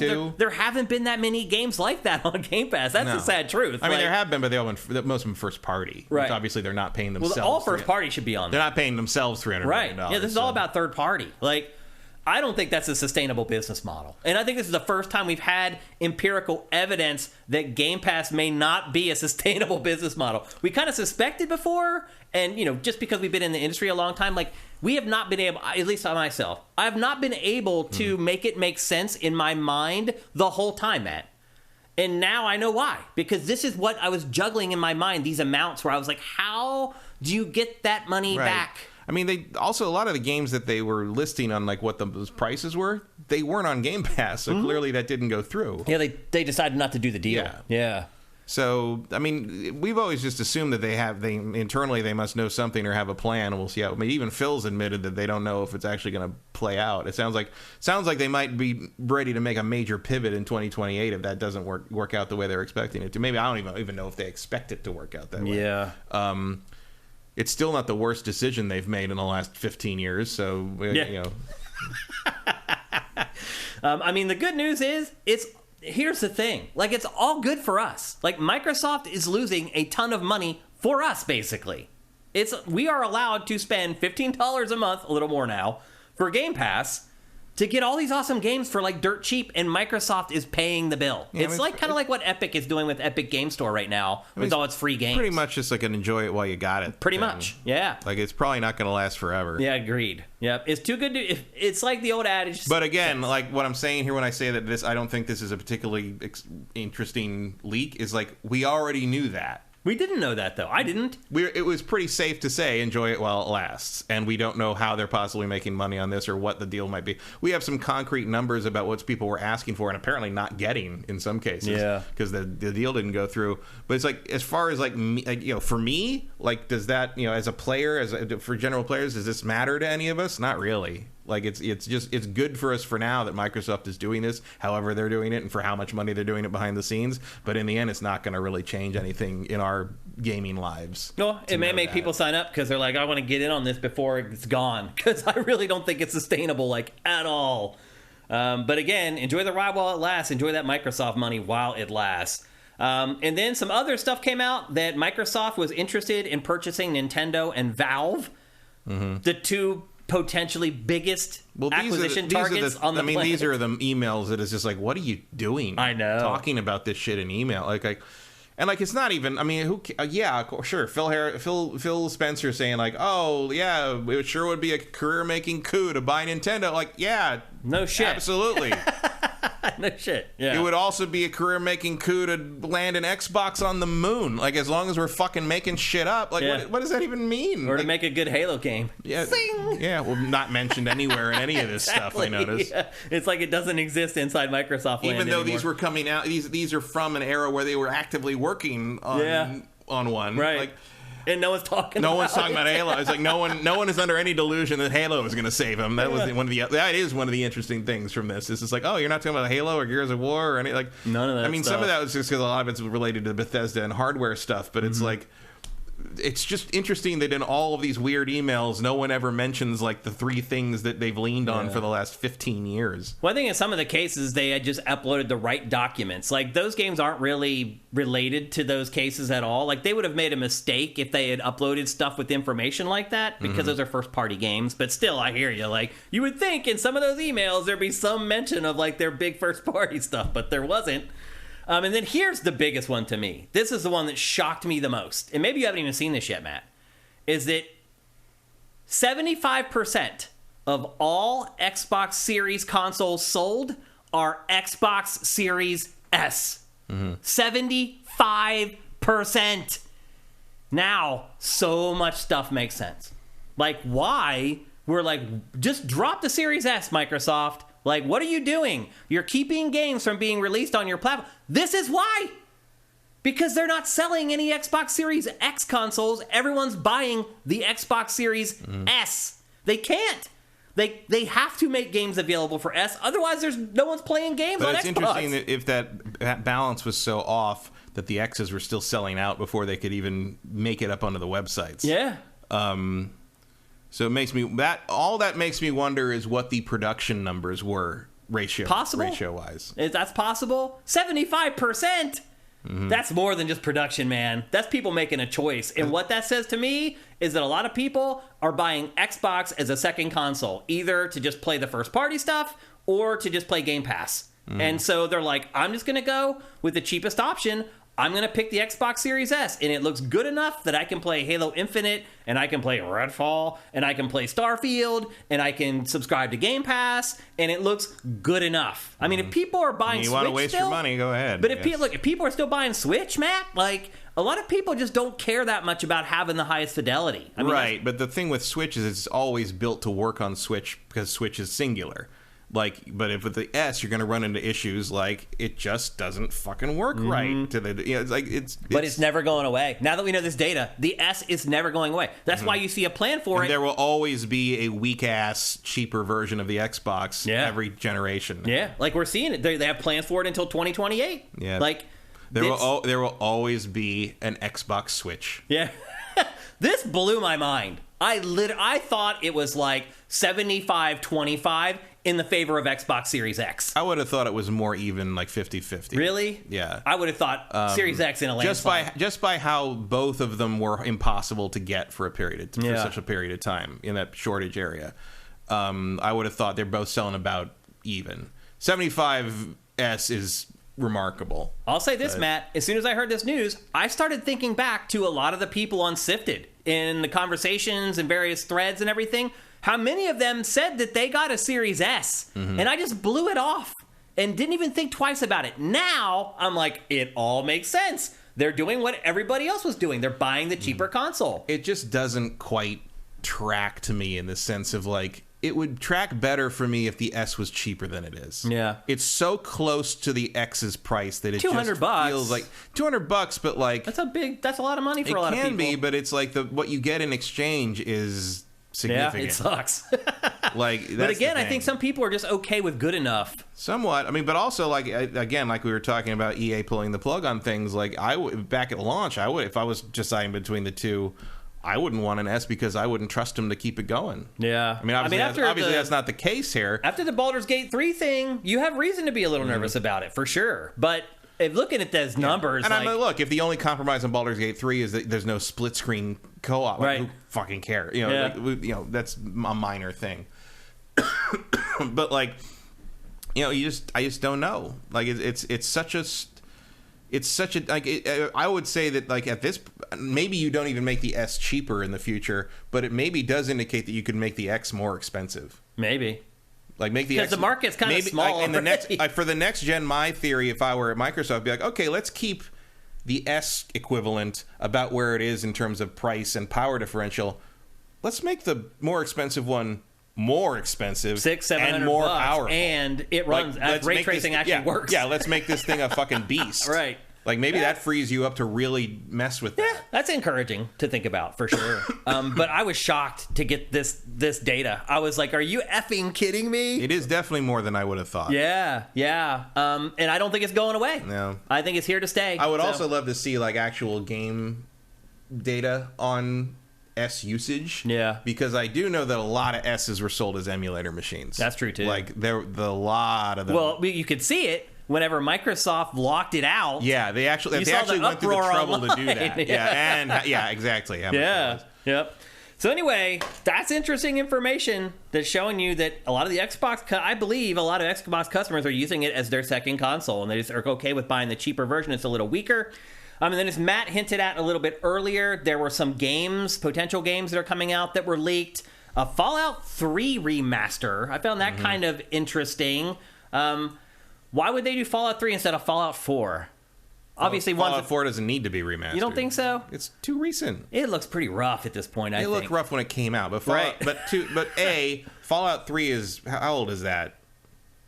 It's 2006, right? Yeah. Yeah, that game's ancient. It absolutely needs to be... I mean, I replayed that during 2020 on vanilla on Xbox One. Or was it Xbox One? Yeah, Xbox One X. And it was fun. Yeah, I still enjoyed it. But yeah, Fallout 3 could definitely use the facelift for sure. Also, Fallout 3 is a much better game than 4. It is, yeah. So, well, Fallout 4 got a little bloated. Now, by the way, you're seeing Fallout 4 right now. I didn't have a Fallout 3 trailer on the TriCaster. Oh, who has Fallout 3 footage? I mean, you'd have to really special order that one. Well, it also would be at like 480p. Yeah. And then another game that was leaked, as Matt alluded to earlier, Dishonored 3. They're just going to keep fucking that chicken, apparently. I mean... How many times does that thing need to tank? I mean, look, I not that I think Dishonored shouldn't exist or anything, but it's like, how many times do you need to have that thing tank before you prove to yourself that there's not really a wide market for this thing? I think the problem is that, well, Arcane kind of proved it with Redfall, is that it's very good at a very specific type of game. It definitely specializes. And then again, this is old data, so it's like... You know, who knows if this even They may have exists canceled anymore. it. Maybe. You don't particularly know. with games. Like, games could easily be canceled in the last 3 years. Like, no doubt about it. I also would be surprised if Dishonored 3 ever comes out, but neither of the first two games sold really well, despite really high review scores. Yeah, I mean that's not like they're bad. Again, I mean I don't like them very much, but it's not like they're bad games. No. They're for what they are probably the best. They're the best in they're best class. in the business in that. Yeah. It's sort of like Starfield. It's like no one else is making these. Yeah, no one's even trying. Yeah, so maybe for a reason. True. Well, in the case of Starfield or Bethesda stuff, I think it's just because it's so hard to do. In the case of these, I just don't think there's much of a market. Yeah. Although you never know. Like, you know, all it takes is one game to break that bank. You know, I mean, look at Elden Ring. Yeah, all it takes is, or even Demon Souls. Yeah. All it takes is one game to give something critical. Who knows what Stalker 2 might do? You know? Like, maybe Stalker 2's positioned just right to make that happen, and then Dishonored 3 makes a lot more sense. Possible. I mean, I don't think they're thinking that, you know, wheels within wheels about this. I just think it's probably just, you know, obvious. It's obvious to let Arcane make another Dishonored because that's what they do. Yeah. I would frankly rather have another Prey. But, I think we all would, honestly. And we may get that instead of Dishonored 3. I think Dishonored is more beloved overall than Prey was. You think it has more fans? I think for sure. I'm not a Dishonored fan, but Dishonored is definitely mentioned positively more often than Prey to me. The Abrams asking, what should Arcane do then? I mean, that's a good question. That's the real question, isn't it? How much did they pay for him? Is that the $100 million question? I mean, Arcane clearly makes what we insist apparently on calling immersive sims. Yeah. To really just action RPGs. Yeah, which is about as useful as that immersive games and apps thing. Right. Fucking that's just that's the worst subgenre name in all of games. Yeah. Almost as dumb as people trying to call Metroidvanias search action. Die. But like, yeah, you've got Arcane, especially that branch of Arcane just specializes in that kind of game, and it's like, what else do you want them to do? I mean, they're still working on Redfall. There is a chance that they could get that into shape, and then maybe that gives them a new avenue. I don't know. Yeah, I know. I'm grasping at straws. I think so are they. Yeah. Also, a new Doom was leaked called Doom Year Zero. What do you think that might be? Well, that's a prequel. You think it's just a prequel? I don't know what that would be. Exactly. That's what I'm trying to say. Like, as far as I know, Doom's... Doom. Unless, like, I guess because the new Dooms are basically... They are kind of sequels to the original games. Yeah. Because Doom guy. Doom guy's waking up in his magic coffin to, like, stop another invasion from hell. Yeah. So theoretically, that Year Zero could be a remake of the original Doom. That could be. And that would be kind of cool. Where the portal first opens and some poor bastard Another has to fight them all down. That might be cool. Obviously, I think we all knew another Doom game was coming. Doom Eternal sold very well. And now the question is it going to play like Eternal or is it going to play like 2016? Yeah. Like, because Eternal is a very different game. Yeah. Yeah, I found it to be more difficult than I liked 2016 better, actually. I do like 2016 more. Because Eternal, I understand why people like Eternal, because it's sort of like a skill challenge, almost like the club, sort of like you're trying to like show off almost. Mm-hmm. It's a little more like combo driven. It's just not how I want to play Doom. You watch good people play Doom Eternal, it's like they're playing a different game. Oh yeah, it's like literally it's like they're playing another game. It's really insane. Yeah, to a certain point you're like, you're not playing Doom anymore. I don't know what that is, but it's certainly not Doom. Yep. It feels like some kind of like it's like watching somebody play like one of those like indie combo driven, like you're like Devil May Cry or something. It's a whole thing like that. And I just prefer the more straightforward, me too, almost boomer shooter style of 2016. Circle strafe shooters. Yep. And then the final leak was something I was surprised by. They're going to make a sequel to Ghostwire Tokyo. I mean, that was on again, these are from years ago. Yeah, so this is another one that I think might have been canceled. This is from before Ghostwire Tokyo came out. Yeah. And so I think this may have been adjusted in the meantime. This was just on Game Pass, I think, recently. Yes. Yeah. Because, when it hit it's a good Game Pass game. Or when it hit PlayStation, finally.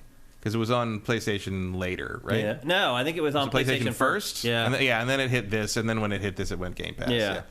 And I think it may still be on there, actually. But I would be shocked if they actually publish a sequel to this At some game. point, I don't remember if it was Steam or whatever. Maybe it was PlayStation Network. I can't remember what it was. But it was like $5.99 at one point. Yeah. And I'm like, maybe. And I'm like, no, we're not going to do that. I didn't care for that game. Yeah. Most people didn't. And I would be shocked if they actually go through with the full sequel. No, a lot of the Bethesda lineup feels like old data, especially given when if you look at like when all these things were supposed to come out. Like according to that schedule, we were supposed to have Starfield DLC about 6 months ago. That's true. Which is not. Yep. Hasn't panned out. Elder Scrolls 6 was supposed to be out, I think, next spring. Yeah. It looked like.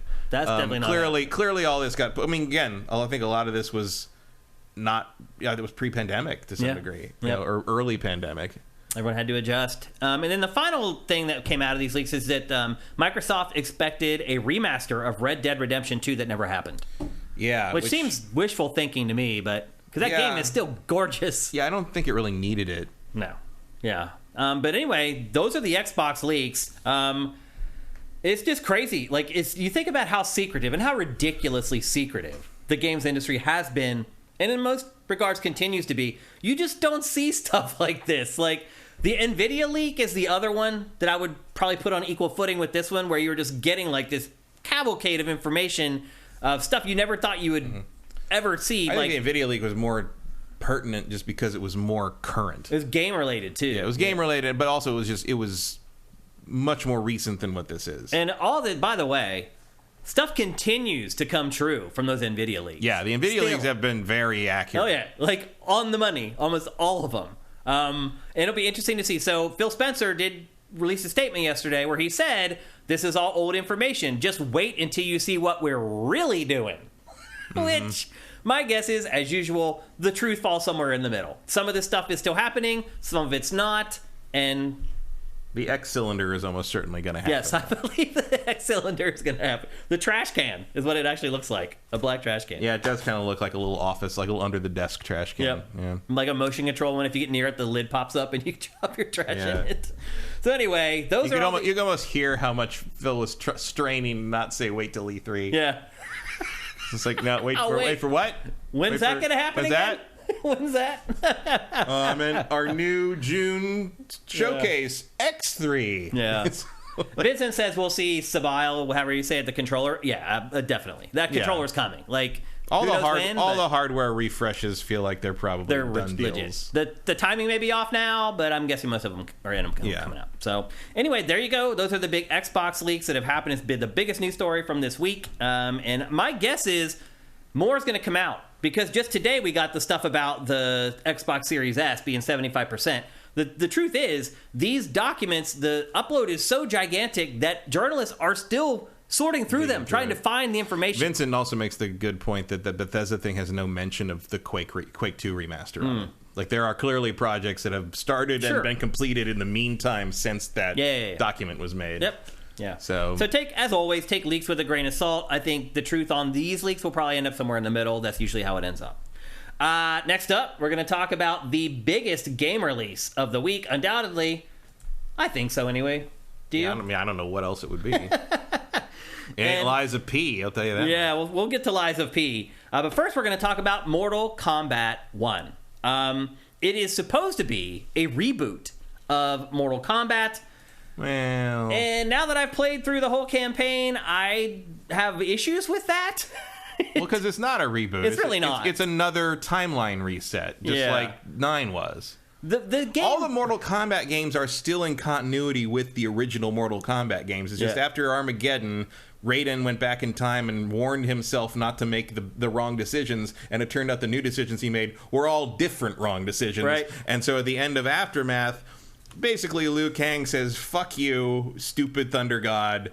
I'm going to do it right this time." And basically, he wins a fight with, you can pick in the game, but between him and Shang Tsung. But he beats Shang Tsung and gets to remake the universe from the beginning of time as he sees fit. And so now we have this new version. And that's what you're seeing right now. You narrated that whole cinematic perfectly, Matt. And so now you have this thing where Raiden is some newbie martial arts trainee farmer guy, and Liu Kang is the elder god who protects Earthrealm, except he's the fire god, not the thunder god. Right. And conveniently hands over a lightning magic amulet to Raiden so he can do all of his special moves once you hit the tournament part of the game. Right. But otherwise, his story is kind of the same. So it starts out... Yeah, you're going through it here a little bit, and the main thing that Liu Kang did is, like, you see Shang Tsung here as the old peddler guy.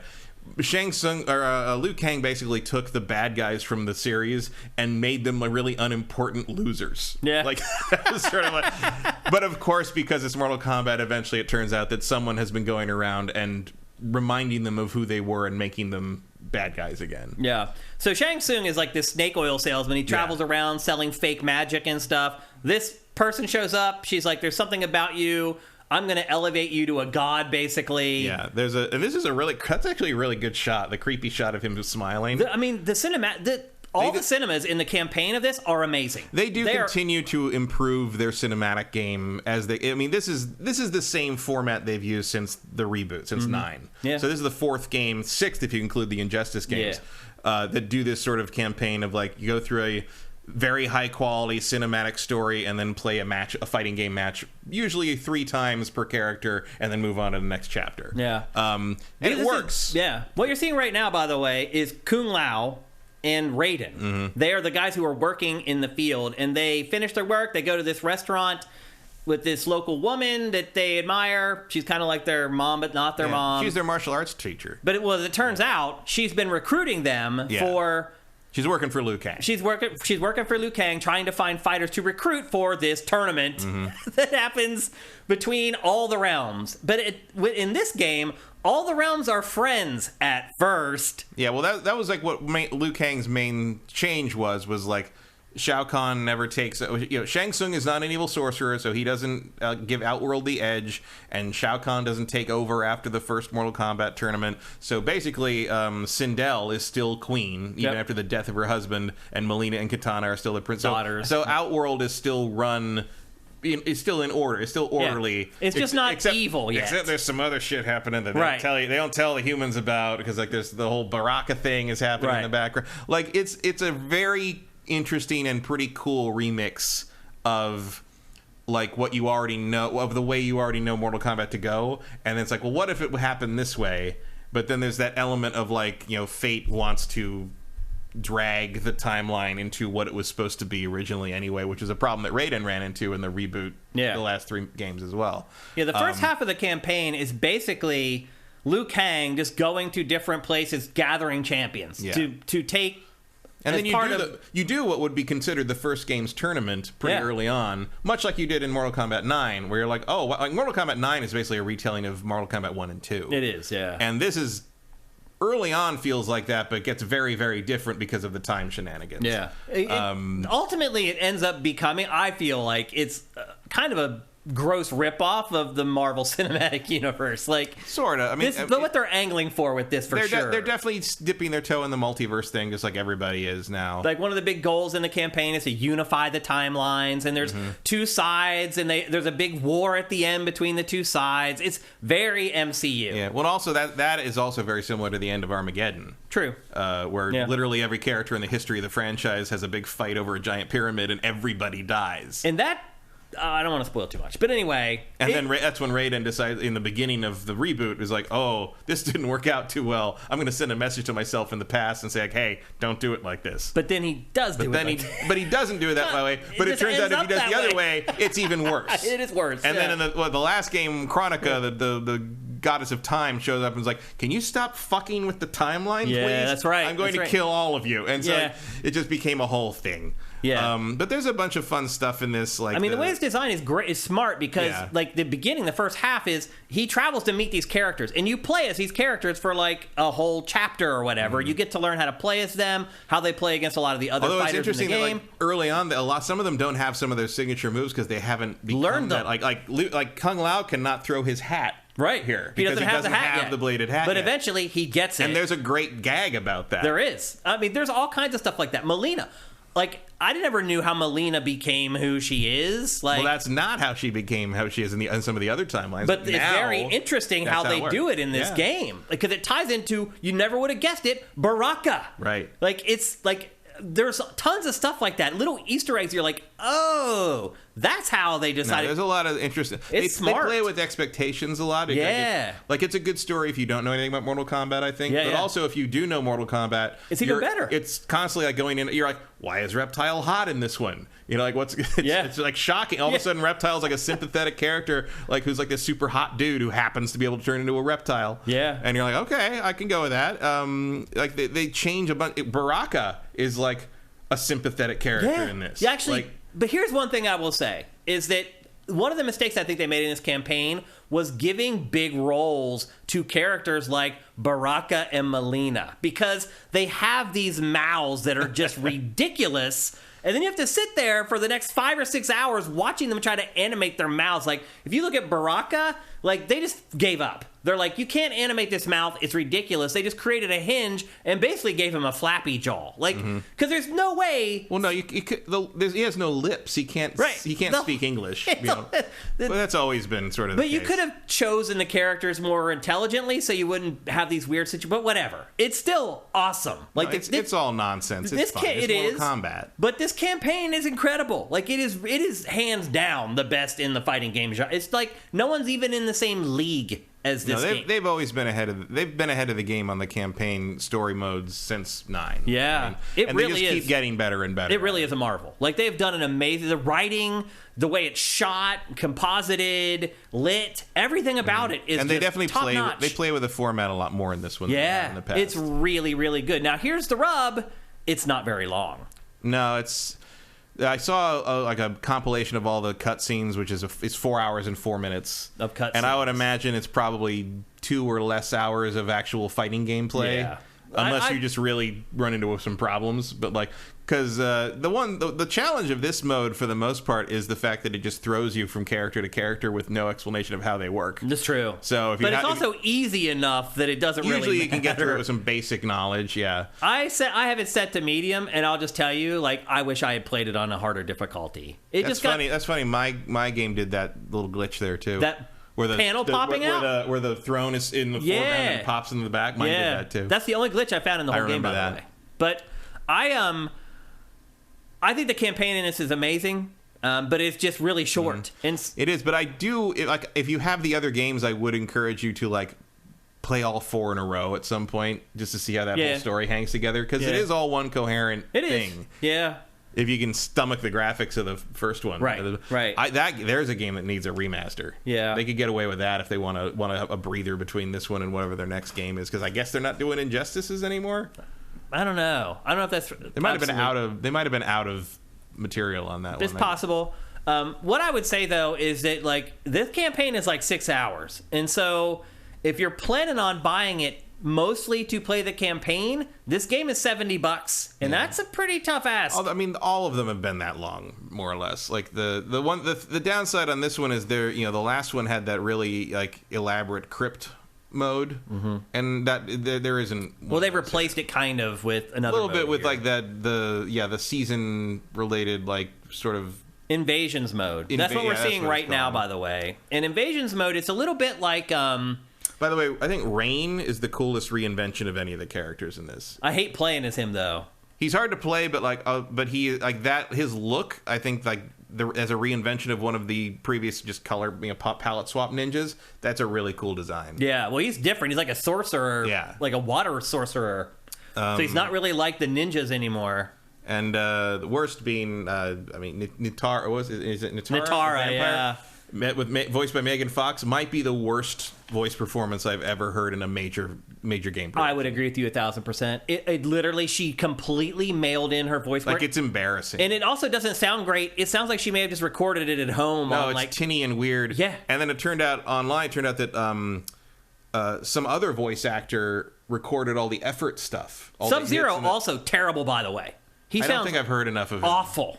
It's just this. It just sounds like a voice actor throwing his voice instead of using his natural voice. I do think I don't think Sub-Zero and Scorpion are used very well in this. considering how popular they are. At the end, that changes. Okay. I'm not at the end. I haven't finished it yet. I have 2/3 of the way through it. I have finished the campaign. I did it in like half a day. Like, it's not a big time commitment to get through it. These two fighting in this background is very funny. Yeah. Like with the mansion, like, overlooking Hollywood or whatever. So this mode is called Invasions, and it's what was it? That mode in Smash Brothers? It was called Time Continuum or some crap. Yeah, it's kind of the same thing. Yeah. You start with like a game board, and you move around the game board, and then you get to nodes, and then you fight at the nodes. This has that, but it also has special challenges where like they'll take away like half of your health. There's like special conditions in some of the matches. This is basically the Crypt. But except, like, I don't think it's as compelling as the Crypt was. This is boring AF.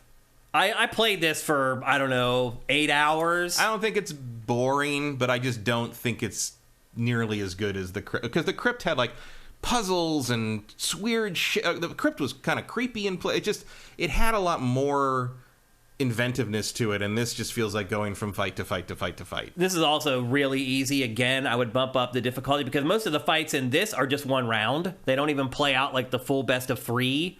But again, there are conditions in a lot of matches, like where you have like buffs or anti-buffs, and there's like these two systems are called Talisman and Relics. One of them offers buffs to your character, and the other one is actually like special attacks. Like you can like new fireballs that you can throw in the middle of fights, and you can level those up. There's like a whole leveling system. You can let the game do it yourself, or you can actually go and individually level up each fighter's like 5 or 6 different statistics. Like, it's really in depth, but I found it extremely boring. There's also Test Your Might throughout both the campaign, although you can turn that off, and Invasions mode. You can turn off. You can turn off the Test Your Might things. Interesting. I wonder how that would work, because in the campaign, there's moments where like you use it to either fail or make it through moments of the campaign. I think it just auto succeeds you. Okay, and it just shows you just it's in the accessibility options. Gotcha. Interesting. But those so I assume are peppered that's through for people who can't button mash. Yeah, well. That makes sense. Also, to answer the chat, yes, Megan Fox is worse in this than Ronda Rousey was in the previous one. But that is a good analogy. Yeah, I mean it's in the same league. She's worse than she's worse than Ronda Rousey. Yes. That's how bad she is. No question. She stands out like a sore thumb. And it was even weirder to learn. I think it was today or yesterday. I can't remember which, but like apparently Ed Boon wanted all the fighters to be played by celebrities at one point. Oh. Which just don't do that. That's you don't need that. But I should say generally the voice acting's amazing. Oh, other than that, other than those two, Sub-Zero and Megan Fox, everyone else is great. But everybody else in this is played by professional VAs, right? So of course they are. I mean, it's crazy to me that Megan Fox can't read copy better than that. I mean, it might I think it's some of that, and I think it's whoever. It sounds like someone was afraid to direct her. Maybe that does happen. It's intimidating sometimes to work with celebs. So anyway, that's the Invasions mode, and then the final mode is Towers, which is what you're seeing a little bit of now, and that's basically the old arcade mode. Yeah, you just fight a tower of opponents. There's a bunch of different difficulty settings. You get an ending for the character. That's sort of the thing for that. Yep. It's like you get to find out a little bit more about everybody. One thing I did find that was cool, because not everybody gets their time in the spotlight in the campaign. Yeah, it's true. Although most do. Most of them, like 2/3. You do end up playing. That's always been almost true in these everybody games, in the campaign. Yeah, but in like always these campaigns, you get maybe 2/3 of the cast gets their own chapter, and then you kind of are left like, well, I don't know anything about Lee May. You know, right. it's like I guess I'll play the arcade mode. You know? Yeah. Well, one thing that I did find that was cool about the campaign is that when you do die, and it doesn't happen very often, but when you do die, like a little text thing pops up that explains what happens for the rest of eternity because of you losing that fight.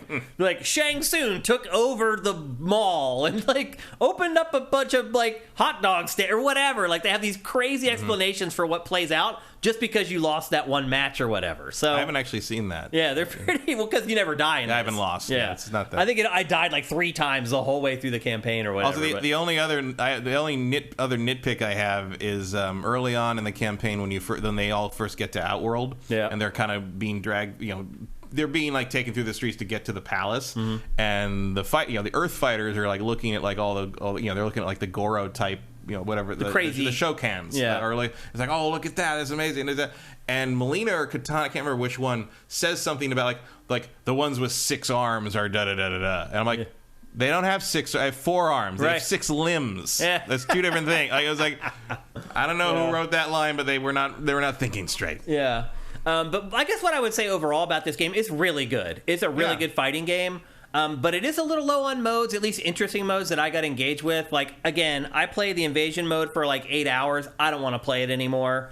Like, you should definitely make sure you want to play this as a fighter. Yes. If you're paying full price for it. If you're not interested in playing this against somebody in your house, your brother, your roommate, your wife, your whatever, or if you're not interested in playing online, it's hard for me to recommend this as a purchase. Like, I'm really not interested in doing those things. It might be better to wait for like kind of the inevitable complete collection. Right, when all the DLC is there and everything. Maybe the inevitable epilogue they throw in or something. Yeah. The aftermath style thing. Right now, it's hard for me to recommend for most people to buy this at $70, even though it is great. Well, except these things sell 14 million copies, so clearly most people don't mind okay with it. buying. You know, they just play it with their buddies and play the campaign, and this is the top-selling fighting game. It is by like a double mark. I mean, the last one sold double what Street Fighter V did. Yeah, we should talk about the gameplay too, because they did kind of simplify it.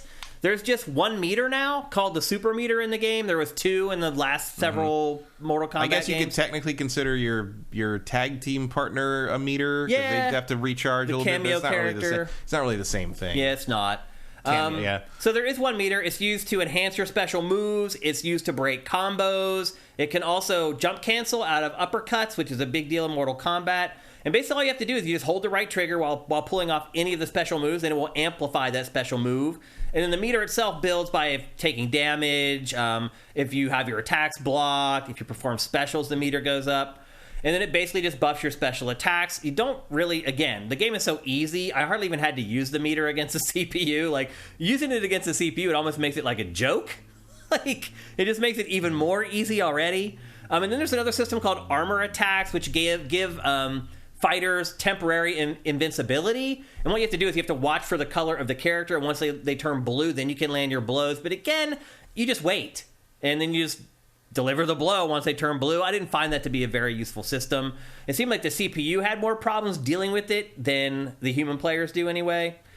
And then there are fatal blows. You trigger those with R2 and L2 at once. And there's like a meter that builds underneath, and it'll start flashing fatal blow. I'm still not 100% sure how that's governed. That's if your life gets low enough. Oh, is that the only way it ever comes online? Okay. Fatal blows or a comeback mechanic. Okay, gotcha. So I think it's below 20% or 25% life. And they're like the big elaborate attacks that aren't the fatalities. Yeah, those are the X-rays. Yeah, and you team up with your cameo partner. Yeah, I'm a little disappointed by those in this because they are so by rote. Because every character does one thing and as a partner, and then your character does something that follows that up, but it's like the same thing every time. Over and over. And there's no way to skip them.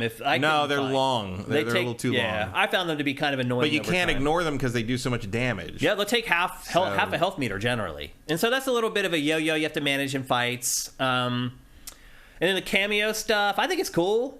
Like, you can only use them like once or twice per round. They're on a cooldown. Yeah, you can use them for especially throws. I use them to break combos. I mean, combo breakers is the main reason to have them. If the opponent starts like leveling me with a crazy long combo, I call in the cameo fighter, and they will break the combo like that. And that's what I generally use them for. In competition, I think they're mostly going to be used as combo breakers and maybe a little bit of mix up. Like you can Marvel versus Capcom a little bit and just be like, okay, you think I'm going to do this, I'm going to throw this thing, and while you're dealing with that, it's kind of zoning you out to the point that I can start either my projectiles or get over you. As always with post 3D Mortal Kombat, cross-ups are not a huge. There's the hat thing. That was very funny. Yeah, it was fun. There's a lot of funny moments in this. There's a couple moments I got misty-eyed.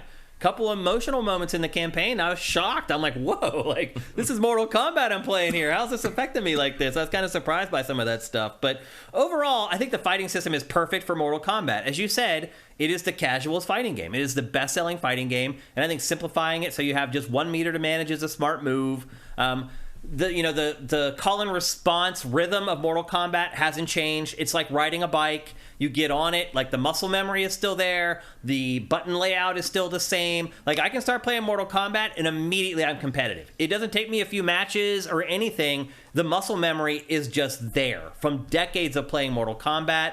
It is like comfort food fighting game, and I really enjoy playing it, but I've now spent 2 hardcore days with it, and I feel like I'm kind of done. Now, remember, I've been playing Mortal Kombat since the first one in the arcades. If you're a much younger player, you have not been sort of deluded on Mortal Kombat like I have. And for people like that, give it a bump up. Like, you're going to enjoy it. Probably it's going to have much more staying power than it would for a person like me. If you're a person who likes to play online, or you have a brother or someone you like to play head-to-head with in your house, again, bump it up.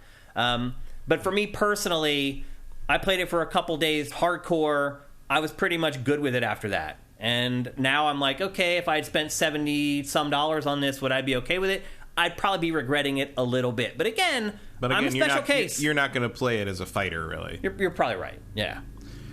Also, this was it went for the early access. It went live at the right time, but it was September 15th was 30 years since Mortal Monday. Unreal.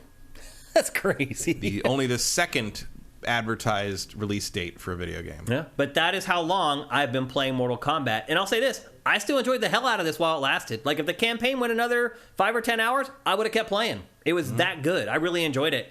And it was great to reconnect with the characters on a different level. I will say this, the initial lineup of characters for this game, and I know a lot more are going to come via DLC or whatever, it does feel like in a lot of cases they chose some of the most boring characters to be like in the campaign and like the initial roster. Like, a lot of the more offbeat, like weird characters like Stryker and Cyrax and people like that, like they're all like cameo fighters. Like most of the fighters that are in the real roster are just like typical humanoid type characters. Like, I feel like a lot of the more fun, interesting Mortal Kombat characters were not included in the initial roster for this, but that's just nitpicking. Overall, I really enjoyed my time with it, and I think if you haven't played Mortal Kombat for 30 years like I have, you will probably have a lot more staying power with this game than I had.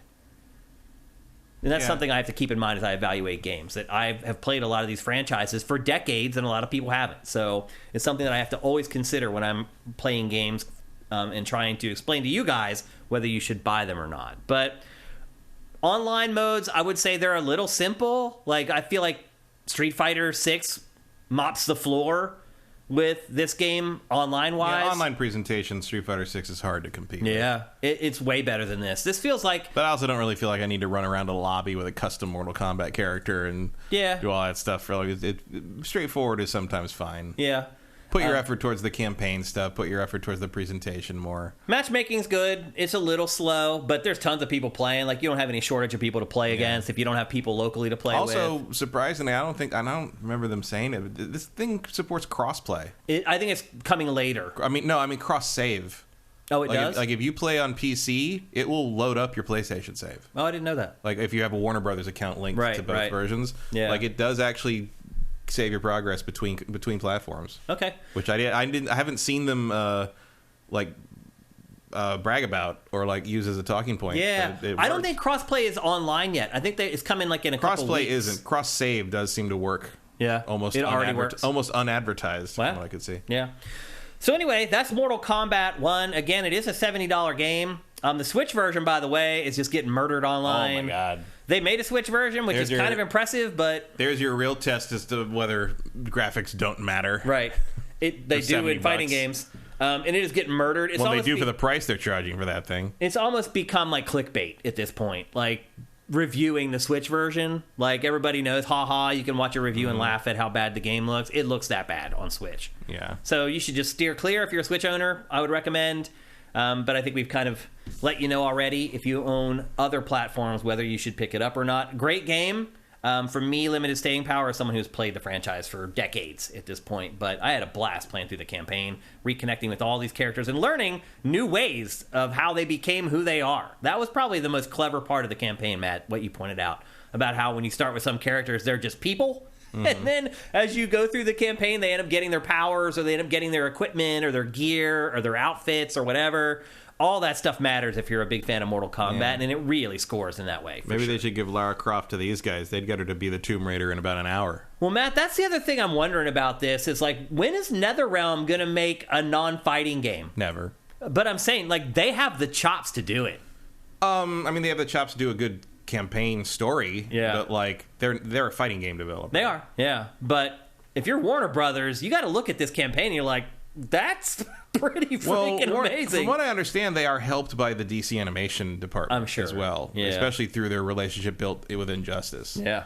And you can see that quality there. So I think Warner Brothers, I don't think even knows this happens. Yeah. Remember, Warner Brothers are the people that don't want to use comic book script writers to help them in the movies because they're comic book guys. Right. They don't think there's anything to be learned from that. Yeah. Well, I'm sure they feel the same way about the video games. Yeah. But Warner Brothers being short-sighted about stuff like that is almost a business trademark for that company, let alone a shortcoming of that company. Yeah. It's like when we found out that Playground Games was making Fable.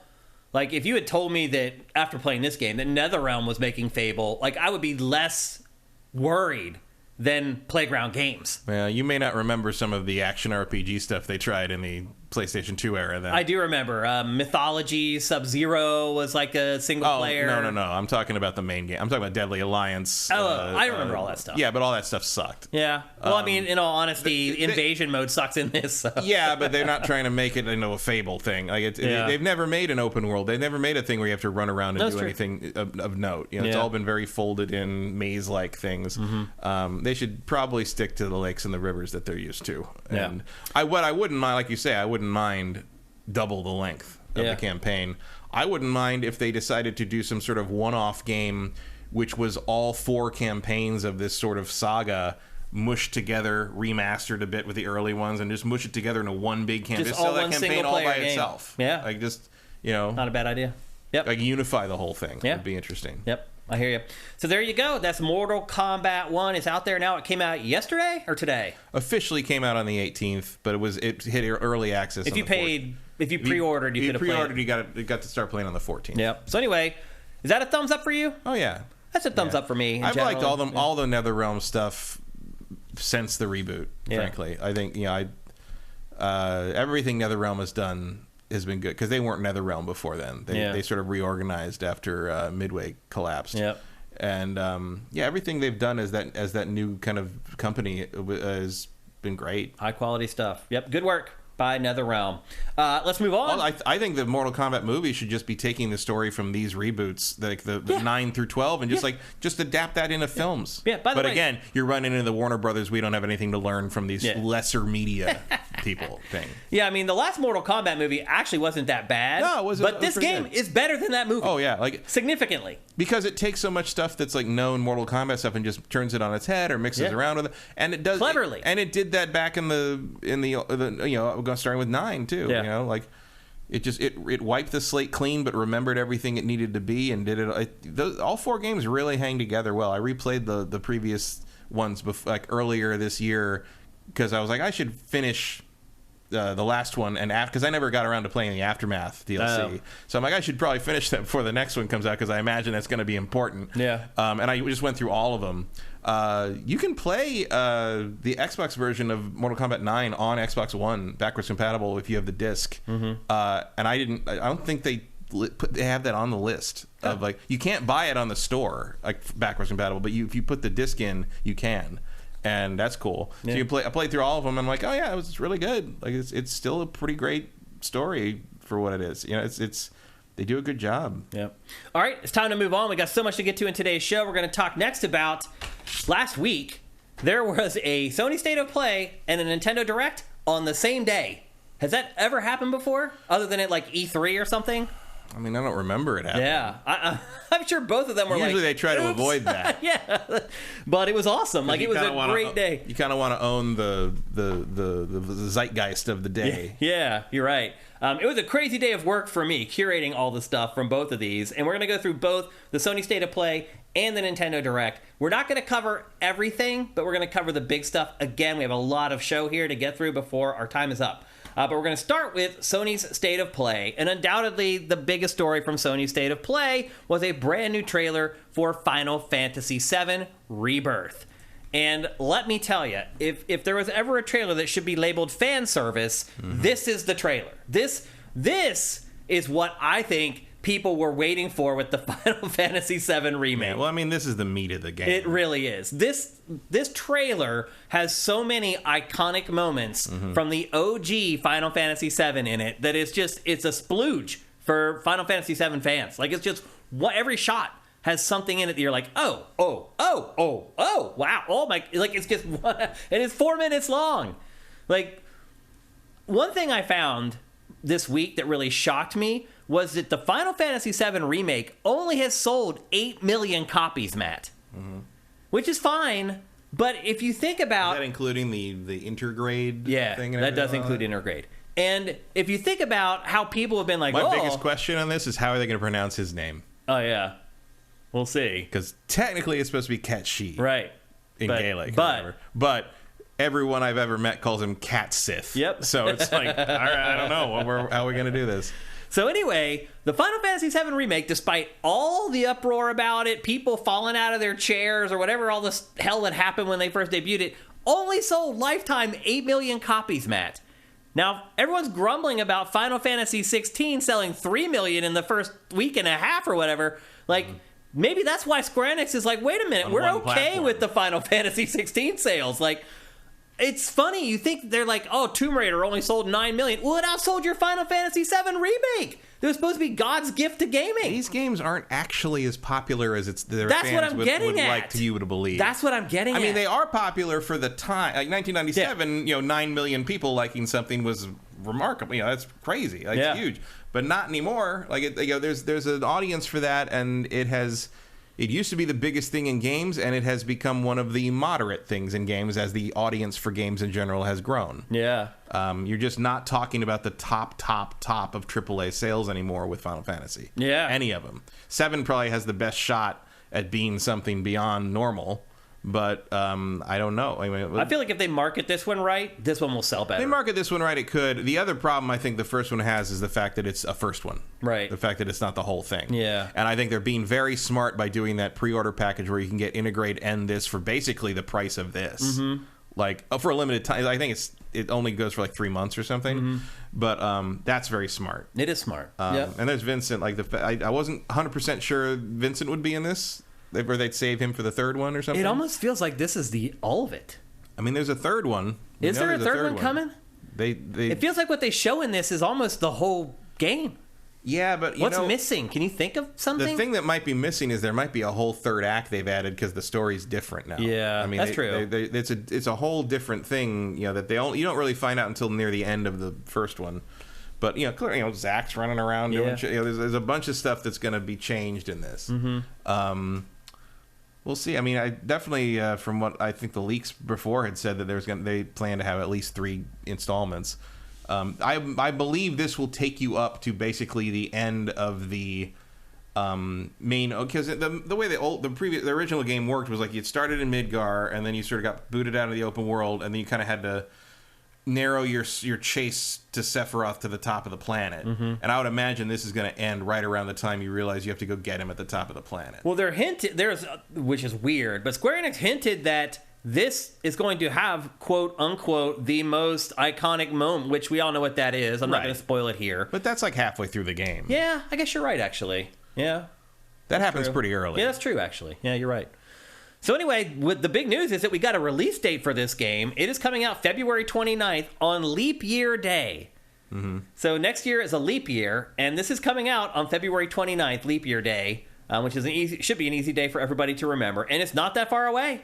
So pretty exciting. Look, I'm not the world's biggest Final Fantasy VII fan, but this trailer got me pretty charged up, Matt. I got to admit it. No, I certainly recognize the things in this trailer. That's a good way to put it. And I will say, I don't like Final Fantasy VII all that much, but I do think it's some of the best music work. Actually, it should be good. I think some of the best music composition work in the Final Fantasy series. I think it's one of the worst screechy MIDI audio interpretations on the original PlayStation 1. Like it's a musical crime. Which is so weird because the reason it was a PlayStation game was because of the CDs. All that, for the CD thing, yeah. And the music was supposed to sound better. But compositionally, the music is fantastic. It's just like you had to wait until the orchestral CD collection to like hear it the way it should. But like hearing all the different themes and stuff in this trailer, like it played so as they always should have been, is really cool. I do like the music in this. Yeah. Game's looking awesome. I'm sure I almost hate to admit it, but I'm sure I'm going to struggle through playing the damn thing because I didn't find the first one fun at all. But There were very few. I don't think there were any actual shots of shimmying in this one, so maybe we'll get lucky. Oh, you know they're going to be there, Matt. But anyway, Final Fantasy VII Rebirth, it is a PlayStation 5 exclusive, Square Enix said, for at least 3 months, which isn't a very long window. No. I've heard a bunch of different... I heard 3 months, and then 6 months, and then a year, and then back to 3 months. Like, everybody had different dates for that. Well, my guess is, like, they're feeling the sting from Final Fantasy 16, and they're just... limiting it to one platform is just unnecessary, but I'm sure you've got some kind of deal with Sony you got to honor. So it looks like 3 months. Also, the collector's edition costs $350. Yeah. $350. No, thank you. That's crazy. That's a statue and everything, though. It does. Yeah, it's a lot. It has a lot of stuff, but $350, that's a lot. And then they also mentioned that you cannot import your saves from the first remake into this one. So you're starting all over from scratch, brand new. Which really feels lame. It feels lame, but I also kind of understand why. I understand it, but also it's just like you'd think you want to have some kind of at least Mass Effect style continuity between these. At least a couple like games. Hooks in the code that will change something in the new one. But there's no decisions to really make in the first one, so it doesn't. What would it be? What hook would there be? Yep. Like what armor you have? Like it's all gonna your sword or whatever. It's all be replaced in an hour anyway. Yep. So anyway, that was the big headline from Sony's State of Play. But following very closely was an update on Marvel's Spider-Man 2. And most of the update was all about New York City and how they changed the open world and how the open world works. New York City. What I really enjoyed was just seeing new footage, because these trailers are just loaded. I was even like listening to what they were saying about New York. I was just watching all the new gameplay that are in these 2 trailers that they released. They released like a New York thing, and they released a thing for like the digital deluxe version or whatever that showed off a bunch of the costumes that each of the Spider-Men would have and that kind of thing. Which is fun. It's like, okay, cool. There's a ton of different stuff.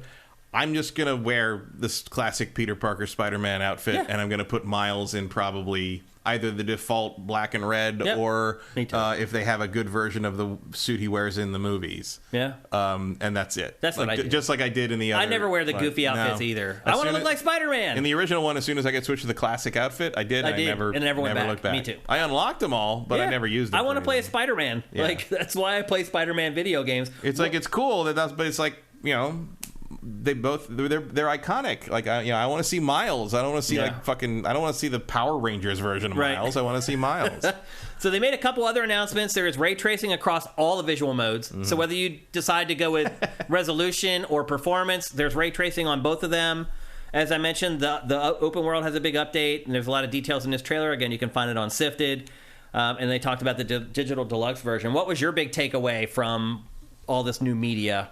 I mean, my favorite thing is the fact that when you're running around doing random crimes, the other Spider-Man can show up and help you, or sometimes the other Spider-Man's already fighting them. And you join. In and stuff like that. The idea of the other character like moving around and doing stuff while you independently. I think that's very cool. I agree. I kind of wanted that to be in GTA 5. Yeah, like I was hoping that like you could just come across like a bank heist, and next thing you know, there's Trevor. Like, what the hell is Trevor doing here? It's like but like it wasn't there. But like this sort of does. It's pretty cool. And my other worry too is that one or the other would be neglected through big patches of the game. Mm-hmm. And it sounds like Insomniac's all over it. They're like, oh no. I do think there will be a period where you can't use Peter because of the symbiote. Right. Because something... Story-wise. When everything goes horribly wrong with the symbiote, I think there'll be a period where he's out of action. Mm-hmm. But that'll get remedied, and then Venom shows up, and yada yada. Game is looking ace. Yeah. And like the speed of traversal looks cool. Like the there were people complaining that they didn't update the web swinging, and I was like, it's web swinging. What do you want them to do? I mean, that's been settled law for a good decade now. Like, there's really... and every time you push someone on that, all the ideas they have are terrible. Right. It's just like, well, I should be able to choose which hand I swing with, or I should be able to get real low to the ground to do tricks on the ground. I'm like, who fucking cares? Like the adding the slingshot and the wings is like all you need, because like you've made that's the thing, like that's the thing, they have updated it, right? And like also people don't really seem to, it's like, oh, open worlds or da. The thing that makes an open world good or bad is how you traverse it, how you get around it. Yeah, that's the most important thing. It's the secret sauce. Absolutely. This game's looking awesome though. It looks like they nailed it. Again, as always. Yeah, and this comes out, is it October 20th? October 20th. Yeah. So, I mean, we're like a month away. I saw some guy in Japan found a copy in a store already. What? Like he had a case he was showing, a Japanese one. I don't know, which is weird because it went gold like yesterday. Yeah. So what was that? Like I don't know what was going on there. Well, maybe the gold is the day one update or whatever. That's weird. It might have been a hoax. It probably is a hoax. That'd be my guess. Because the box art's out there. I know that for a fact. So he could have printed something up and it may just be fake. Yeah, the one underwhelming thing about all of these games is the box art. Mm-hmm. It's just Spider-Man. Yeah. I guess that's all it needs to be. I think there's something to be said for simple box art, though. Yeah, I mean, it gets it across. Yeah, but, I mean, people just want to go in the store and see Spider-Man and point at it and pay for it and go home and play it. Mm-hmm. So, all those outfits I'm never going to use. Yeah, there's a ton of them. I mean, I'm glad they put them in. And some people. It's like a tradition in Spider-Man games going back to that PS1 game or Dreamcast game where it's like. It's almost like a history of the character. A little bit. It's a little bit of Easter eggs, cool different things, Easter eggs for people who follow the comic books. And then in Shattered Dimensions, they actually had parts where you played as those crazy nostalgic like Spider-Man. You played the 4 different Spider-Man. Yeah. I mean that's where Dan Slott got the idea. Because he did a little bit of work on that, but that's where he got the idea for the Spider-Verse thing, which is, and then they put that in the comics. That's where Into the Spider-Verse comes from. That game started all that. Yeah. Like there were alternate versions of Spider-Man before that, from various things, but that was where the idea for making it a whole big hook of a story came from, and that's why we have Into the Spider-Verse today. Yep. And none of the people who worked on that game ever get credit or money for that. Believe me. Yeah. By the way, that is the only first-party game in this state of play. Mm-hmm. The only one. Just shows you. What about that baby's? That's not first party at all. That's actually coming to PC as well. We'll get to that though, because that game looks bonkers. Next up, Helldivers 2. This is a game that I think a lot of people thought was a PlayStation exclusive because PlayStation had featured it kind of like it was. It's not. It's multi-platform. I mean, that makes more sense because the first one was on everything. Yeah. And it is like a 4-player cooperative sci-fi shooter. It looks very generic. Like they showed basically a 4-minute chunk of cooperative gameplay. It reminded me of, what was that Ubisoft game where they had the fake like commentary laid over top as they played cooperatively? What, all of them? Well, there was that one that was very specific where they got raked over the coals for it. I mean, the one they got raked over the coals for was Division. The Division, yeah. This is very much like this. It's like got this fake banter over it. It's so bad. Yeah. Like, I mean, I like the first Helldivers. It was kind of a mindless twin-stick shooter. Mm-hmm. I'm kind of hoping this is a mindless over-the-shoulder shooter. It looks like maybe it's not because it's got more of an online thing. Because you could play the first one pretty solo for the most part. This looks like maybe that's not. Well, this also requires a lot of cooperation. If you watch this gameplay segment, like there's times where they're like, "Now we need to drop the big bomb or whatever." I don't like that. I kind of like it was a zone out it was a zone out game for me. The first one. This one looks a little too involved to be that. This game, after watching this, my interest in this game just hit rock bottom. I was like, this is like the most generic third-person shooter I've seen in a really long time. I think turning it into this instead of the twin stick like higher angle shooter is a mistake. Yeah, it was also delayed. It kind of lost its uniqueness to me a little bit. Yeah, it was also delayed out of the year. It's now coming out February 8th of 2024. Already, the first couple months of next year are starting to look pretty good. Mm. The new Like a Dragon game also was just announced today. It's coming out in January. End of January, yeah. So it looks like the early part of next year is going to be pretty loaded with good stuff. What's with all the segues? I don't know. In these games. That game has a segue, clouds on a segue. It's so weird. Like, this ancient technology that was rejected by did Japan society. Just find out that was a thing, or what? Maybe. Cinetype says no love for baby steps. We're getting there, bro. Give us a minute. We'll get there. Next up, they showed the Resident Evil 4 DLC. Separate Ways with Ada Wong, which was a part of the OG Resident Evil 4 versions. It's coming to the remake as well. They also showed off Resident Evil 4 VR mode for PlayStation VR 2. This comes out on the 21st, so just another day or two until the Ada Wong DLC comes out.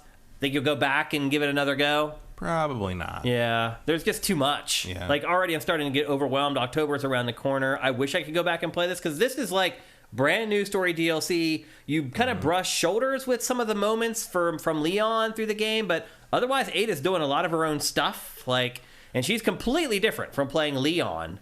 And so it really is a completely different perspective on the entire game.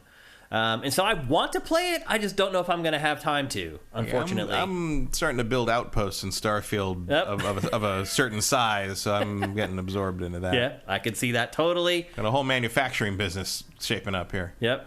And next up is Cinetyke's request, Baby Steps. This is the next game from the team that made Ape Out and Getting Over It. You may remember Getting Over It. It was that weird game where there was a muscular dude in a pot, and he had a sledgehammer. Mm-hmm. And you just use the sledgehammer to try to climb to the top of the environment. And basically that's the whole objective of the game. It became a huge streaming game. Like, people would watch people, and it's like so demoralizing when you get all the way to the top of the thing you're climbing and you make one slight mistake and you fall all the way back to the bottom. That made a lot of people want to watch it when people streamed it. This is the next game, and basically it's about this slacker guy who's living in his parents' basement, and he gets sucked into this alternate reality where he does not know how to walk. So he has to relearn how to walk all over again. And so it's really kind of the same concept as Getting Over It. You're walking to the top of these things instead of using this dude with an anvil and a pot. I mean, it looks like they just made they made a quest game out of QWOP. Yeah. Yeah. This is of both directs on the same day. This was easily the most unique game, but I could also see it easily being the most frustrating game of all of them. Again, this game is also coming to PC. I can understand why you see stuff like this in a state of play, and you assume, especially an indie game like this, you assume that it might be a platform exclusive. It is a console exclusive for now, but it's also coming to PC as well. Feels like something they'd make you do in Death Stranding. Yeah, what, like walk perfectly? Walk weird or what? It's like... Yeah, like I wasn't a big fan of Getting Over It. Did you play it? No, I don't think. I mean, I know what it is, but I played it for like an hour, and I was like, nope, I'm good. I'm over this. I'm not super into the games that are like, we're going to be intentionally frustrating. I'm like, that's cool. You go do that. I'll be over here. This game has that very same vibe. Although it does seem funny, like that cutscene that you're seeing there, if you can actually hear what they're saying, it is pretty funny. I did enjoy the thing with the grappling hook. It's like, just use your grappling hook, bro. Yeah. It's just like... Because it's like he keeps running into actual video game protagonists. Right, yeah. And he's like, right...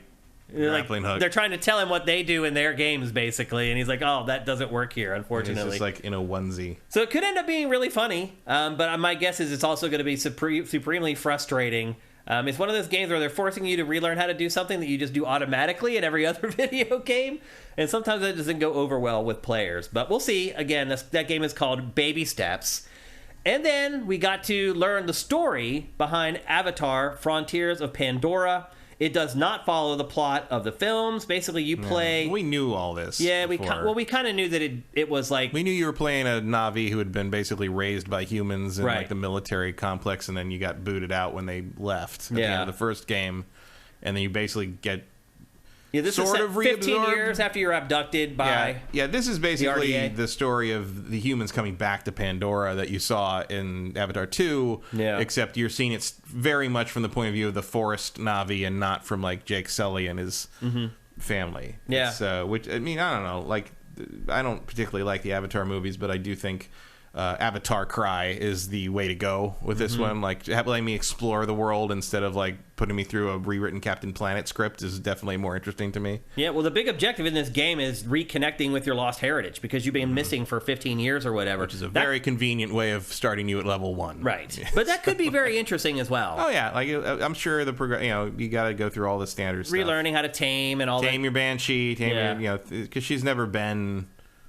Yeah, a part of their society. But it also means she can use guns. Right. And all these other things. So you can make it... Again, it is Far Cry Pandora. Yeah. So, which I'm okay with. Yeah, I think that's fine. I mean, honestly, that's probably the direction Far Cry should go. Far Cry needs to go a little further afield. I'd agree. I think Far Cry Pandora is great. I think maybe you should talk to Star Wars about Far Cry something with that. Like Far Cry Tatooine or Far Cry Endor or some shit. Seriously. Like, go crazy with it. Yeah, the formula's great. Like, you can just put a new coat of paint on it, and I'll give it a go. You just got to come up with things I haven't seen in the formula before, and I would say Pandora is going to provide some of that. Yep.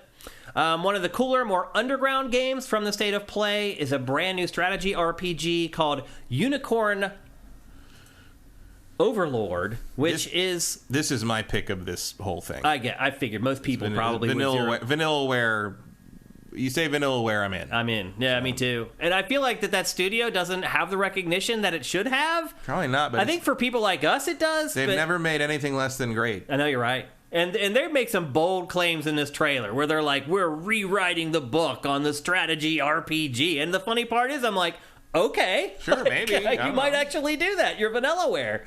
But what I really love about Vanillaware is just its house art style. Yeah. That it carries over into pretty much all its games. It's just stunning. Like nothing else looks like it. Like, and I love that, like, back when they were starting to be that kind of recalcitrant, the kickback against over sexualized designs in games and stuff. Mm-hmm. And of course, what's his name? What's the Dragon's Crown? Dragon's Crown or whatever it was. Was it Princess Crown was also them. But I can't remember whatever that Dragon's Crown was. That I think it was, yeah. But basically, it has that witch with the giant boobs and everything. And somebody asked the artist on it, it's like, why do they, why does she have giant boobs, and why does that all the art and all the games have all the? And he just goes, I like looking at giant boobs, and like all the people I know who are like super anti-sexualized game designers are like, yeah, that's cool. That's fair. Fine. Absolutely. Like, yeah, too. Me too. It's like, yeah, they're all just like, yeah, just say it, just admit it. Like, why do you do that? There's nothing wrong with because I want to admiring. look at giant boobs. It's like don't make up some kind of weird sociological reason for it. Just be like, no, I like looking at giant boobs. It's like, and so like. So that guy kind of weirdly became a hero. In that way. There's nothing wrong with admiring the female form. Just fucking admit it. Be honest. Just fucking say so. It's fine. Absolutely. Yep. So nothing else quite looks like it. Yeah. And then the final thing that they showed, there was other stuff, but the thing we're going to talk about is the Deep Earth collection for PlayStation 5 controllers and plates. So there's 3 new colors of controllers. There's 3 new colors for the console covers, as they call them. I call them plates. And they're all like metallic. Mm-hmm.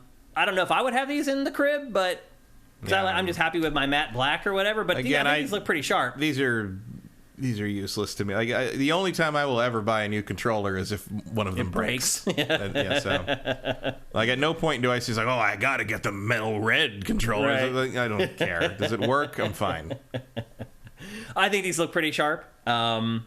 And I think they look better on the controllers than they do on the system. I'd agree. Yeah, because those plates are pretty big, man. They're pretty garish. Like that's a lot of metallic. A lot of that metallic red in your house if you true. decide to buy the PlayStation 5 plates. And then there was a couple smaller things. Tales of Arise Beyond the Dawn story DLC for Tales of Arise. There's a Foam Stars open beta coming, which is that weird like Splatoon type thing from Square Enix. Splatoon, but with a fetish. Yeah, pretty much. Not that Splatoon doesn't feed a number of those. Right, exactly. And that's running from September 29th to October 1st. Again, you can find that on Sifted if you just search for Foam Stars. There's information to sign up there. And then they showed a token PlayStation VR 2 game, Ghostbusters Rise of the Ghost Lord. Ugh. Already, you can see that PlayStation VR 2 is over. Yep. You can see it already. It's done. You can see it in the state of play. There was Resident Evil 4 Remake VR and that. And they just launched the damn thing. Where's the games?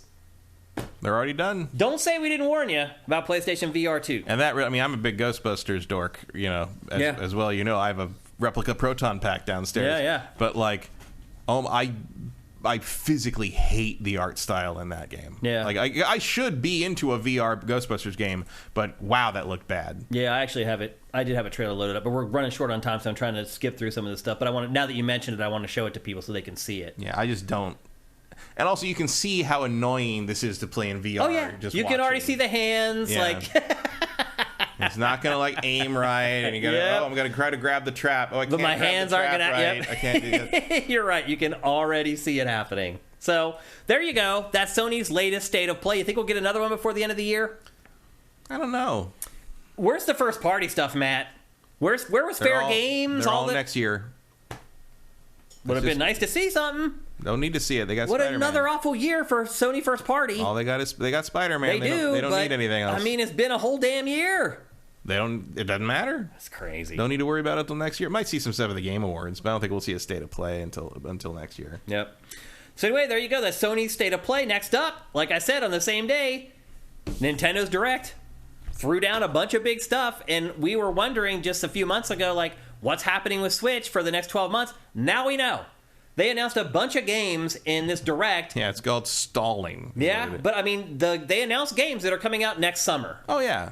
But it's interesting to me that almost all of them are either they feel like smaller placeholder things or they're remakes of ancient games. Right on cue. Not a single thing in this is something that everything else is being held for the Switch 2. Yeah. Like they're clearly tap dancing until it's time to put They're the real using shit remakes to get through the transition. The first of which... And look, they're picking good ones, to be fair. But yeah, speaking of which, Paper Mario, The Thousand-Year Door. The best Paper Mario game. Yep, GameCube game. It's now 15-some years old. It's being remade for Switch. Mm-hmm. I would argue that the original game still looks pretty damn good, honestly. Yeah, it doesn't need a lot of help, but obviously this does look a lot better. The creativity in this game is ridiculous, by the way. Like, it just totally just dives headfirst into the whole paper thing. Like, I feel like that's what these games have lost over time. Yeah, they've never matched this again. No. This is the best one. It's the best one. Far. Yep. And it is coming to Switch. It's only announced for 2024 right now. We don't have any idea what quarter or anything. But it is coming next year, and it is coming to Switch, and this is a great game. This is one of those games that used to be worth a lot of money that now I wonder after this if its value will just plummet. So you might want to go sell your copy of this game right now if you can. Also, GameCube game prices are still like through the roof as well, so it might be a opportune time. I mean, collectors are collectors. I don't think that'll ever really go away. Sometimes when you put out like the new version of something, the prices go down. It can, but like... people who care about this stuff are always going to want the actual copy of it. Yeah. So I don't think it'll affect it that much. This is a great game. It's highly recommended by both Matt and I. So keep an eye on this one. Again, it's coming out sometime next year. Next up, Luigi's Mansion Dark Moon HD, but now they've changed the name of it to Luigi's Mansion 2 HD. Yeah. This was originally a 3DS game that is also great, by the way. Like, even the 3DS with its meager visuals, it's a great Luigi's Mansion game. And now they've just completely redone. It's almost like it's a different game. Yeah, like, it's very different. It's like good. Like, right. A good different. Yeah. You know, having all the Luigi's Mansions playable on one platform is a good... And all now in like full 3D instead of this crude sort of hacked together thing that they did on 3DS. This game is great also. Like, I have no problem. If Nintendo wants to keep remaking games like this, I'm all about it. I really have no issue with it at all. Like, I mean, it beats trying to get me to buy some new dumb thing that I don't care about. Right, yeah. Although I would argue one of my big sort of complaints about this is, like, Nintendo also isn't providing new IP anymore. Like, it launched ARMS, and that's like the last real new IP that we've seen from Nintendo. They had ARMS and codename Steam. Yeah. And that was the last two I can really think of. And so it does feel a little bit like Nintendo's getting a little lazy with developing new properties, but again... But at the same time, like, there's plenty of ways to iterate on and execute on their existing stuff. You don't need to reinvent the wheel over and over again. Yeah. Yep, it's true. The game that I was most interested... You could just finish Metroid Prime 4. How about that? Yeah. The game, oddly enough, that I was most interested to learn more about, and I hoped it would appear in this, and it did, was Princess Peach Showtime. It is this weird, like, 2D side-scrolling Princess Peach game where they go to the theater to see a play, and the play's interrupted, and so they go on a journey to save the play, and she uses, like... as it turns out, it's really like a 2D action adventure starring Princess Peach. And she has these ribbons that give her special abilities, and then those tie into the platforming and the combat and the puzzles and things like that. Also, this game's look, by the way, gives me a horrible Balan Wonderworld, or Wonderland, whatever the hell it is. Yeah, there is a Balan Wonderworld quality Which is not something, to the villains. Yes, exactly. Which is not something that I'm too excited about. But overall, this game looks completely off-the-chain weird, which Nintendo should be doing more of, in my opinion. I wish we got more Nintendo weird than we do these days. Also, it's good that they're making game, or at least a game with Princess Peach. They're making more games that'll appeal to girls and women more. There needs to be more of that, from not just from Nintendo, but from everybody. And not, it doesn't have to be a Princess Peach game to appeal to girls either, but... truth be told, for most young girls, they would like to play a Princess Peach game. Even my wife, I got her a GBA, and I got her a Princess Peach game, and she loved it. Like, she's like, oh, it's a Princess Peach game. So it also makes sense in the wake of how Peach is portrayed in the movie. True. That, like, you want to capitalize on that. Yeah, absolutely. And I think her portrayal in the movie was very successful among fans, and not just female fans either. I think also male fans. And so that game looks pretty cool. It's coming March 22nd of 2024, so not long to wait for it either. The game ended up being a lot more interesting than I thought based upon that initial trailer that we got like a month and a half or 2 months ago. which really was like, what the hell is this game? Now we have a better idea. As you can see, there's also some detective stuff in there. Yeah, the different abilities she has beyond just the sword fighting is interesting. Yep. It's I'm glad it wasn't just that one thing, and it's certainly better than the old DS game where she defeated enemies by crying on them. Yeah. That's how you do not handle games for girls. And I love that somebody turned this little clip here into the Evo Moment 37 thing where Justin Wong getting parried and killed by Daigo, and Justin Wong retweeted it and just said sigh. It's like that loss follows that man for like 20 years. Like, you can buy a little like a framed like recreation of it. From like, there's a series of like 3D diorama things of various classic video games, and one of them is literally that moment of Chun-Li getting parried through that, and it's just like the man is haunted for his entire life. Daigo trolls him every time they play each other by and he's like, no, and he's like, oh, okay, I won't do it. Next up, another remake. Again, Nintendo's getting a little lazy here. Another remake. This one is Mario vs. Donkey Kong for Switch. This was a GBA game? There's a few of them, yeah. Did it start on the GBA? That sounds right. Or it was either GBA or Game Boy Color. I can't remember which. But it's really like a Lemmings type game where you control these, as you see right here, these little robotic Marios, and Donkey Kong is really predisposed to theft. He really is. He's a thief. He's a gorilla crook. But it's really like a puzzle platformer. There's not a lot of sort of hand-eye coordination required for this. It's really, well, as you see, it's about observation and action. Mm-hmm.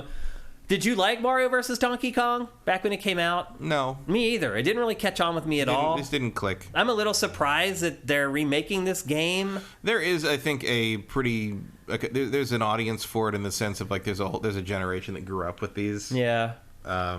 I think they're just much younger than us. Maybe. It's a little similar to, I think, what they're doing with, like, the Captain Toad stuff. Yeah. Where they're like, hey... Although I like the Captain Toad stuff a lot more. Me too. Yeah, I agree. I actually enjoyed Captain Toad a lot. But this is really like a puzzle platformer more than anything. It's not about, like, your great hand-eye, your platforming skills, so to speak. Yeah, there's some of it, but it's more about solving the puzzle. Yeah. And this is coming February 16th of next year. So Nintendo's really mapping out, like... They are at least trying to keep everybody busy while they wait for the new system. Yeah. And based upon all this stuff that we're seeing here, it feels like the new system's coming second half of the year next year. Yeah, feels like it. Yep. Next up, a game that is out now, and that is F-Zero 99. The next in the 99 line, if you're not familiar with it, they're basically these battle royale games that Nintendo makes, and it puts them up just on Nintendo Switch Online. And it's free if you're a subscriber to Nintendo Switch Online. There's been Tetris 99, there's been Super Mario 99. This one, basically... Pac-Man 99. This one, you basically need to be the last car standing. And you have a meter, and you see, well, it's funny, the trailer is explaining it all perfectly. There's a power meter, and if it gets to zero, you get blown up. And there's ways that you can replenish a little bit of your power meter. Have you played this yet, Matt? Nope. It's pretty addicting, man. And I will not. You won't play it at all? My main thing that I've never liked about the old F-Zeros is how fragile the car is. Yeah. And this is a whole game about it. Managing the car's life bar is the absolute least interesting thing about F-Zero to me. And they've made a whole game out of it. They have, yeah. And it's just like, nope, don't. I have zero interest in this. I've actually found myself pretty addicted to it. I haven't won yet. I think the closest I've got is like 18th or something like that. It's hard to win. This is the biggest letdown of the entire direct. That it wasn't F-Zero GX. Anything else. Literally anything else I would prefer over this. Well, the leaks were true. There was a new F-Zero game coming. Yeah, like, they were right. Game. We just never would have guessed that this is what it would be. No. I actually like it. I've had a lot of fun with it playing it over the last couple days. I can understand where some people wouldn't like it and may be pissed off because they were hoping for something different from F-Zero like you were. Once I got over the shock, I actually sat down and played it, and I had fun with it. But it doesn't even really capture like the F-Zero thing. It feels more like F-Zero 64 to me. Like it's like where F-Zero X. F-Zero X had so many cars on the road. That was you're actually that's a good analogy. You're right. And that's kind of my least favorite F-Zero. So, it's like there wasn't. There wasn't a lot to bring you in. I mean, it's nice that F-Zero came back in any form, but they really took it in the absolute opposite direction I wanted anything to be. So I found it to be pretty clever, but I can understand. I mean, it makes sense. Like as soon as they said F-Zero 99, I'm like, oh yeah, we should have guessed that. Of course. I completely forgot. It's been so long since they did another one of those. It's been a while. It's been a while. Yeah. Yep. I played Tetris 99 still a lot.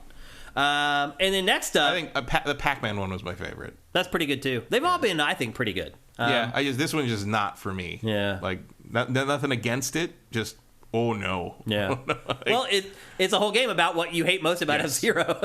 Yeah. And in that sense, it's kind of impressive. They managed to distill everything all the things I don't like about a franchise into a single game. Yeah. Yep. Well done. Takes skill. Next up, they showed the first, I think, real trailer of Ayuden Chronicle 100 Hero. Mm-hmm. And this is the game that we've been waiting for. This is the spiritual successor to Suikoden. There was another Ayuden Chronicle game that was like a precursor. I still don't understand why they made that game, but okay. But it's a lead-in, and it has some characters in it that are going to show up in this. And I believe if you import the save, whatever you did in that game is going to impact that part of that town in the world of your game. There is some real tie-in between there the is going to be some actual interplay between what you did in that. And I really enjoyed that game. It was good. Kind of a mindless action RPG, but it actually kept me playing for a long time. But this is what everyone's waiting for. Oh yeah, this is the Suikoden that everyone has been wanting. And we got the release date is coming out April 23rd of 2024. Already there's so many great games coming in the first part of next year. Although this was supposed to be out in July. It was, yeah. This is a Kickstarter game, and I always give a little leeway for that stuff. Yeah, but any Kickstarter, you look at the thing, it says it'll deliver by now, in a video game anyway. Not board games and some other stuff are generally more on time. But generally, if a video game on Kickstarter, you just look at whatever it says it's going to be, add a year. Yeah. And that's how it's going to work out for this one. And if it makes it that long, you're lucky. Because some of us backed Star Citizen in 2011 or whatever. Yeah. And that was supposed to be out in 2014. Yep. And here we are. Almost 10 years later. Yeah. Although I think they went to version 3.0 today. No. They've never... Maybe Alpha. Well, yeah. I mean, it's like... Alpha 0.3 or whatever the hell they are now. They had a milestone today. I don't know how big of a milestone it really was. Well, it ain't the fucking game coming out, is it? Nope. Next up, a new Contra game from Konami. It's called Contra Operation Galuga. A lot of disappointment on the website for this. All the comments on this on sifted.net were just like, ugh. Like, now Konami's going to ruin another franchise. I mean, I don't know. It looks like Contra to me. It looks like Contra. I mean, it's fine. It is what it is. Sure. I'm more concerned about the leaks that imply that there's some kind of Xbox Castlevania thing coming up. Oh. Which might just be a controller, but it was hard to see that, actually. It was a very vague thing that popped up. It was like 2 code words or something. Yeah. But there might just be a Castlevania controller, but maybe it would be in conjunction with like a DS collection because they just did the Advanced collection. Yeah. This game does include cooperative play and all the stuff you'd expect from a Contra. I mean, it just seems like this is the best we're going to get out of Konami at this point. Just these little indie takes on their IP. Yeah, I mean... I wish they would hand it to somebody who would actually do something with it, but... what are you going to do with Contra? What else are you going to do with Contra? I mean, I'll be honest with you. To me, that's Contra. Yeah. I don't find much wrong with that, but for whatever reason, people on the website were like, puke. They hated it. I mean, there's some people that just really hate that sort of 2D, 3D thing. Yeah. I don't know. I wouldn't mind seeing something a little more along the lines of Contra 3. Yeah. The Super Nintendo game. Yeah. That's my favorite. I think it's the best one by far. Yeah. Yeah. And then there's the one final thing we're going to mention, and that is Tomb Raider 1 through 3 Remastered. This is not a Switch exclusive, though. This is coming to everything, literally everything. It's also coming in 2024. I really have very little interest in playing the first 3 Tomb Raider games again, but I guess there's a market for it out there. Hot take. These games suck. They really do. And they always sucked. We just didn't know any better. Yeah. Back when they came out, they were the best games on the market for that type of game. There weren't any other games on the market. Except they were just really frustrating pieces of shit. Yeah. And they always were, and they always have been, and it looks like they're going to continue to be. So there might be some quality of life tweaks. No. We'll never touch these again. Yeah, I'm good No interest whatsoever. And then, other than that, there was some new trailers for stuff we already know about. Detective Pikachu Returns, that's coming out October 6th. WarioWare Move It, that comes out November 3rd. Super Mario RPG Remake, that comes out November 17th. And then they showed the final wave of Mario Kart 8 DLC. Finally, they are sending Mario Kart 8 out to pasture. All this stuff is lining up. Everything that we've seen here... Because you got to launch Mario Kart 9 with a new system, so... Yeah. It's all lining up, people. So my guess is we're going to see Switch somewhere around mid-year next year, something like that. They have games stacked until the summer of next year, and then chop. So that's what it looks like to me. We'll see. But Nintendo has a pretty good next 8 to 10 months lined up, man. It's got at least one pretty damn good game every month for the next 8 months, that's a dream if you think back to Nintendo in pretty much any era between the Super Nintendo and the Switch. Yeah. Even the Wii. The first couple years were great. After that, it was a black hole again. Yeah, Nintendo has very commonly settled into a one game per quarter pattern. Good to see that all change. They have mostly avoided that with the Switch. Yeah, it's been great to see. So anyway, there you go. That's the latest Nintendo Direct. My guess is we will definitely see another Nintendo Direct before the end of the year. This one came out of nowhere, by the way. They announced it the day before it happened, and they're like, here you go. And it ended up being awesome. That was a great Nintendo Direct. It was loaded with great stuff. So there you go. That's the roadmap for Switch for the next 8 to 10 months, and it's looking pretty dang good. Next up, we're going to talk about the Crew Motorfest. I have to admit, Matt, it's a game that no one's talking about.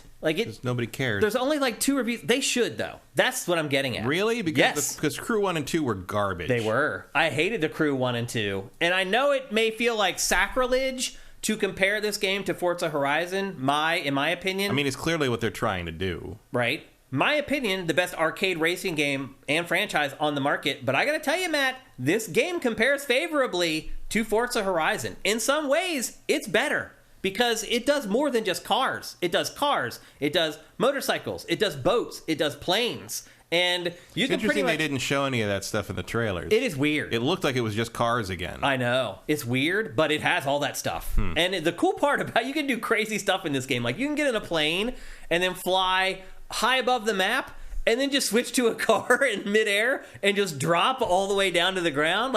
You can switch at any point, anytime you want, from one vehicle to the next, once you own the vehicle, so to speak. So a lot of people are, if you're a PlayStation owner, you haven't been able to play Forza Horizon. You've been waiting for a really good open world arcade style driving game. And this is it.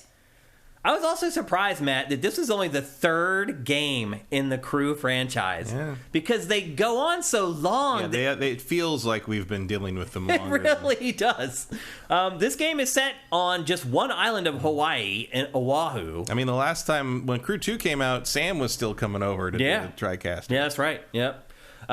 This is set in Hawaii, but only on Oahu. And obviously there's a bunch of islands in Hawaii, but they decided to just put it on one. And I will say this, for an open world game, it is small. You can drive the whole circumference of the island in 15 minutes. I mean, that's sort of true in real life. It is, yeah. But I'm just saying, when you compare it to Forza Horizon, where it takes you 15 minutes to drive across the world.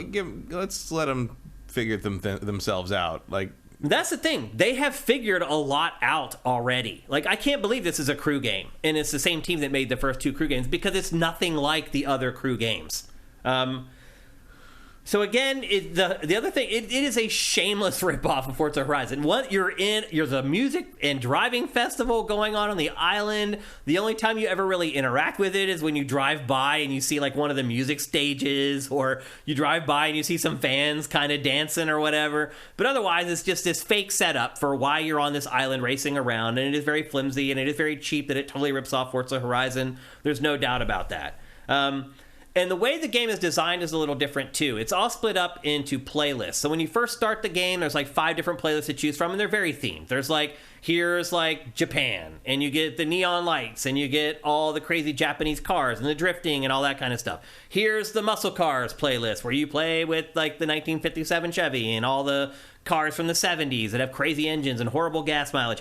And how it works is you drive to a certain point in the open world, and you drive to this location and you unlock the playlist. Once you unlock the playlist, then they go to the map and they start showing you all the events for that playlist, popping and unlocking basically all over Oahu.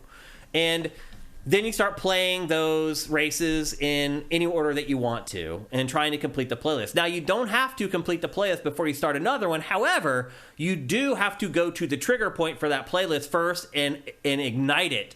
And once again, unlock all the races and events for that playlist around the island, and then you can just drive and play those events in any order that you want to.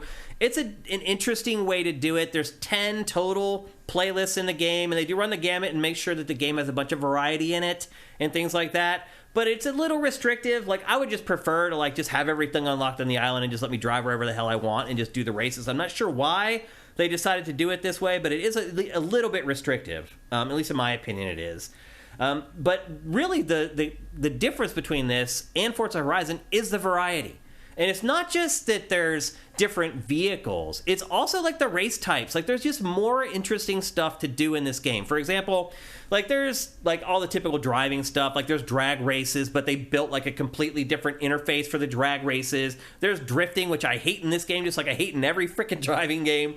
But there's other really cool stuff, like emergent stuff. Like there is this Smash Up Derby Battle Royale that just happens in the open world. And the cool thing about it is you don't have to like drive to the location. That's one thing about Forza Horizon. It's like, this event's popping up, get over there. And then you try to use your fast travel or whatever to get to there before the timer runs out to join the event.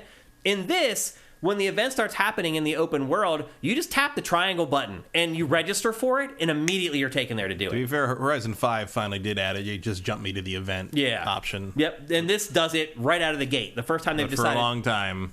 Yeah. It was sort of like, can you get there? We don't know. Will I make it in time? Exactly. And this is just like you register for it with a click of a button, and off you go to the event, and it's fun as hell. It is literally 100 cars in a smash-up derby, last car standing. Like, I got totally hooked on that and played that for like 3 hours. Like, there's all kinds of cool stuff. And again, because you do have all the different vehicles, it opens it up to a bunch of different like race types. Like the boats. Like the boats are like, the first race is just on flat water and you're on your jet boat or whatever.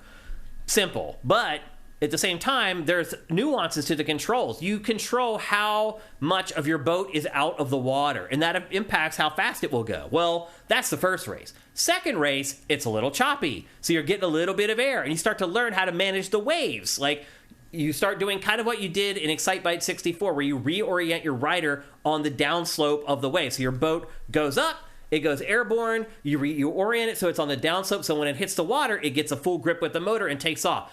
Every discipline in this has nuance to how you control it, and it ultimately affects how the objectives play out. So the third race with the boat, you're in a huge boat, and the waves are gigantic, but now you've learned that you accelerate on the up, you let off when you're airborne, and then you reorient and go down, and it's everything in this has something like that.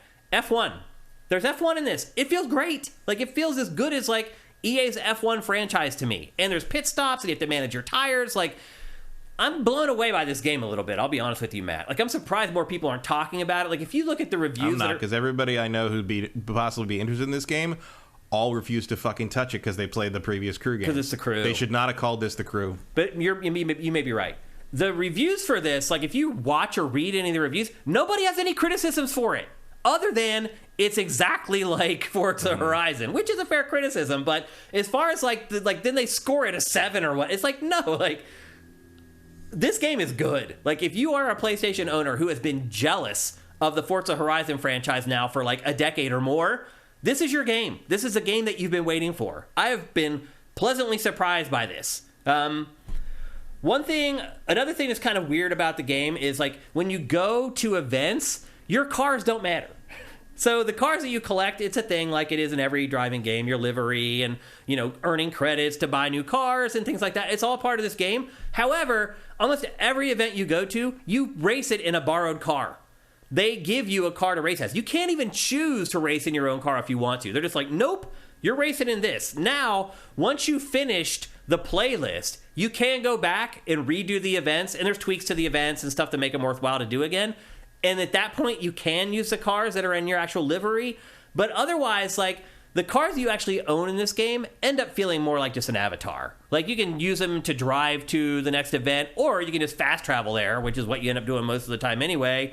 And the open world stuff, there is emergent stuff there too. There's speed traps like there are in Forza Horizon where you just need to go as fast as you can.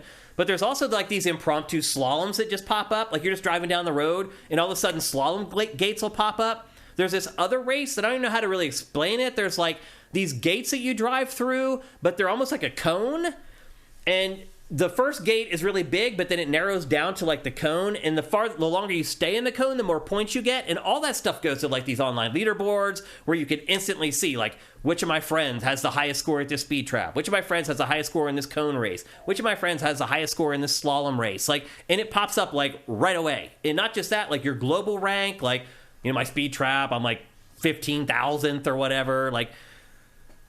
It's pretty cool, man. Like, I'm surprised that people aren't talking about this game more. They should be. Because, again, there's been this hole in the market. Like, this game is way better than Need for Speed Unbound, for example, which is the latest decent arcade racing game for PlayStation. This mops the floor with Need for Speed Unbound. It's way better, way more accessible, way more fun, way more variety in everything. In the tone, in the cars, in the events, all of it.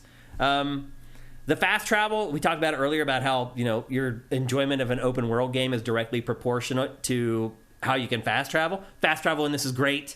Any playlist that you've already activated, you can fast travel to that point at any time. You can activate a bunch of other fast travel points. Like I said, your car almost becomes an avatar eventually because the fast travel is so good.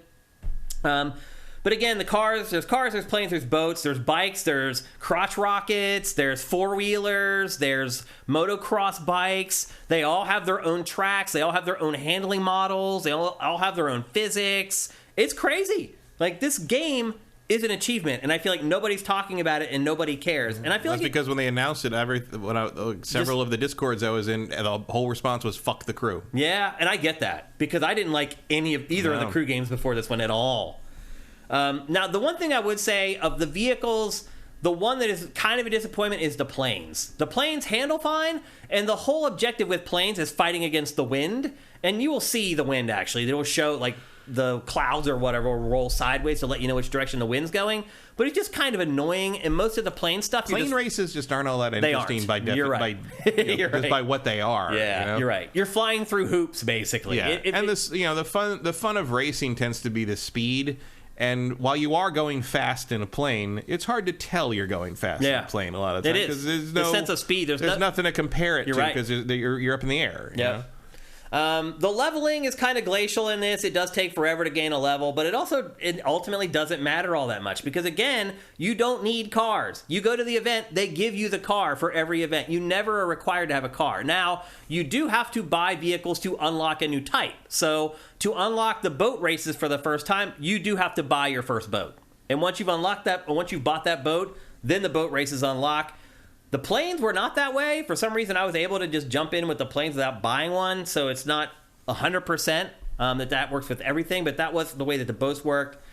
But ultimately, the game is gated by credits, which amounts to cars, and the cars are the way to unlock the new... Can you buy credits with real money? Oh, yeah. And the option to do that is always right next to the option to pay with the in-game currency. Sure. It is slimy. I will admit. Now I've never felt... It's still a Yubi game. So. It is. I've never felt the urge to spend real money on this, but it's there. So that is something that you should definitely consider for sure. And there's a rewind feature, so if you mess up... But the other thing, my biggest complaint about this really is how long the races are. Each race is like 8 minutes long. And again, there is a rewind there, so if you mess up too bad, you can rewind it, but... It's annoying. The races are so long, and it's just like you're just like white knuckle the whole damn time because this is one of those games where if you make a mistake, provided you've set the difficulty to what it should be, and you're not just like playing it on easy or whatever, if you set it to where you're actually challenged, if you make one mistake, you have to rewind. You'll never catch back up to the pack. And so... It's like 8 minutes of like high anxiety, like hoping you don't make a mistake, or if you do, hoping you have enough rewind juice to rewind far enough that you can get back into the race, because 8-minute races that you have to stop and restart over are very discouraging, to say the least. The vehicle modeling is great. The game takes every opportunity to show them off. The car porn is definitely in play here. Now, the vehicles, there aren't as many as you see in Forza Horizon. The number is the same, but when you start playing the game, you realize there's like 7 RX-8s and 8 different 370Zs, and like they kind of cheat a little bit. They basically count like a different paint job or a wrap on a car is a separate car. So there are less cars, but again, you're getting a lot more variety because you're getting the boats, and you're getting the planes, and you're getting the dirt bikes, and you're getting the four-wheelers, blah, blah, blah. So I guess in short, I would say this is absolutely a shameless copy of Forza Horizon. But if you're a PlayStation owner, who cares? You've been waiting to play a great open-world arcade-style driving game for forever, and here it is. And you're right. Paying for stuff with real money is always there. It's always a button press away. It does have that kind of slimy Ubisoft monetization thing in there, but I have not even had a single moment where I was like, oh, maybe I'll just pay with real money. Like, that hasn't even happened in this game. So, ultimately, I think they do a good job of gating the game with your play instead of currency, which is good, and it's great. Like, again, there's all these different handling models. Every vehicle feels good and feels at least a little bit realistic. It's an arcade driving game, so, there is a little bit of like on-rails track suction around turns at times where it feels like your car is kind of like on a rail and you'd have to really screw up to like completely fly off the road. There's a little bit of that in the game, but overall it does feel great. It plays great. It looks great. There's a lot of variety. There's tons of people playing because it's multi-platform, and so the world is just filled. Another complaint I would have, though, is that those people driving around are ghost cars. But they don't look like ghosts. They look like normal cars. So you're driving around the world, and there's these cars coming at you 100 miles an hour, but they're not there. They're ghost cars. And so you will swerve to get out of the way, and you'll hit a car that's actually there, that's a real car.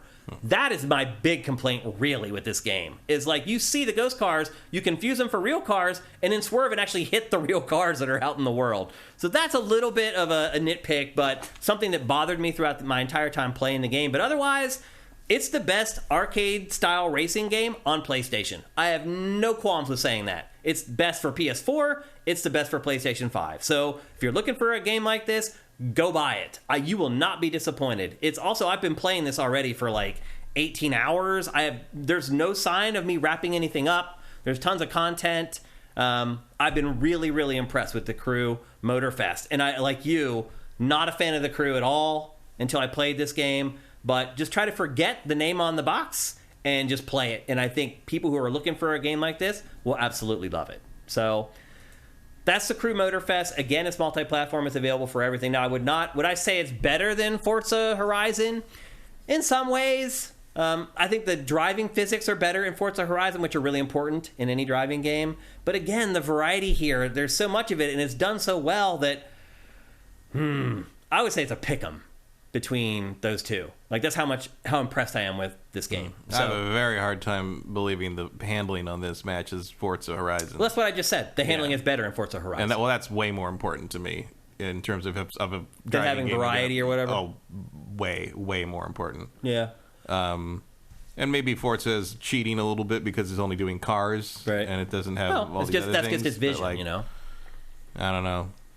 I know it's hard to accept. I've sat and played this game for a week, saying like, "Is this real? Mm-hmm. Is this really as good as I think it is?" And I come back day after day and continually be impressed and surprised by it. Maybe when it drops in price significantly. And I would guess it probably will. But again, like, if you're playing online, there are tons of people online. Oh, one more complaint I have before we move on. Matchmaking for online races takes forever. Literally, Matt, like 8 minutes. Now, the special events, no. Like the Battle Royale Smash Up Derby, that's like instantaneous. But if you try to play other online races, it literally takes like 8 minutes to get a race. And you can't race while you're waiting. So you can't drive around the open world and do other stuff. You go to a screen and you sit there and watch the counter. Horizon did figure that one out. That's true, yeah. So that's another way that Horizon is vastly superior. So, again, if you're a PlayStation owner, you've been jealous of that franchise for a long time, you now have a viable option. And that is the Crew Motorfest. All right, let's move on. We're going to talk next about a game, Matt, that I could not even stomach playing more than 10 minutes, and that is Lies of P. So we played the demo. You guys probably played the demo too a couple months ago. And it did not carry over your save to the final game. No. So I just assumed that the beginning of Lies of P was going to be completely different. And that's why, as it turns out, that demo was the beginning of the game. You didn't think that? No. It was very clearly. Well, usually, there's no cutscene either to start the game. There is after you finish the demo. Yeah. Then you get a title. It's so weird. No, it was very clear to me that was the beginning of the game. See, because normally demos that let you use your save start from the beginning. And demos that don't let you use your save don't. They'll pick apart from the middle of the game, and that makes sense. You're like, well, of course, the save won't carry over because I'm actually playing something from Chapter 3 or Chapter 4. In this case, It was the start of the game. The I demo think they're was. just not doing it because it's a Souls game. Yeah. You think that's why? I mean, it probably makes. I don't carrying the save over for that. I guess. Yeah. I don't know.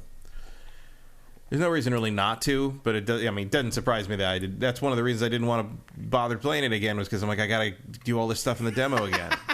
Well, let me tell you, Matt. Once I realized that the final game I would have to play through the demo again, I quit and I never went back, and I am okay with that.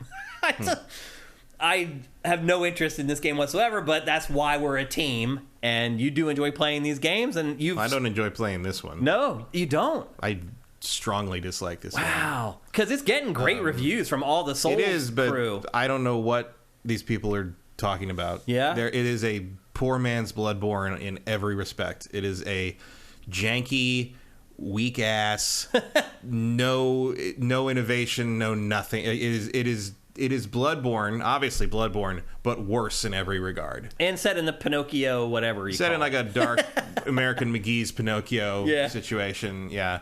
So I played a few hours of this. I've beaten the second boss, the Forgotten Watchman, or I don't know. It's a fucking London police Bobby that hits you with electrical attacks forever, and it took me like 5 tries and a bunch of grinding to get through it. And summoning the shade, like that's the one where they teach you can summon, very original. You can summon a shade, like a ghost character, to help you fight him, and you basically need to, because he uses so many AOE electrical attacks. You need basically bait to hit him, to absorb a lot of the damage. But like, part of my issue with this game is that I mean, for the most part, it's very standard issue Souls-like. It's I guess for the most part, it's fine in that regard.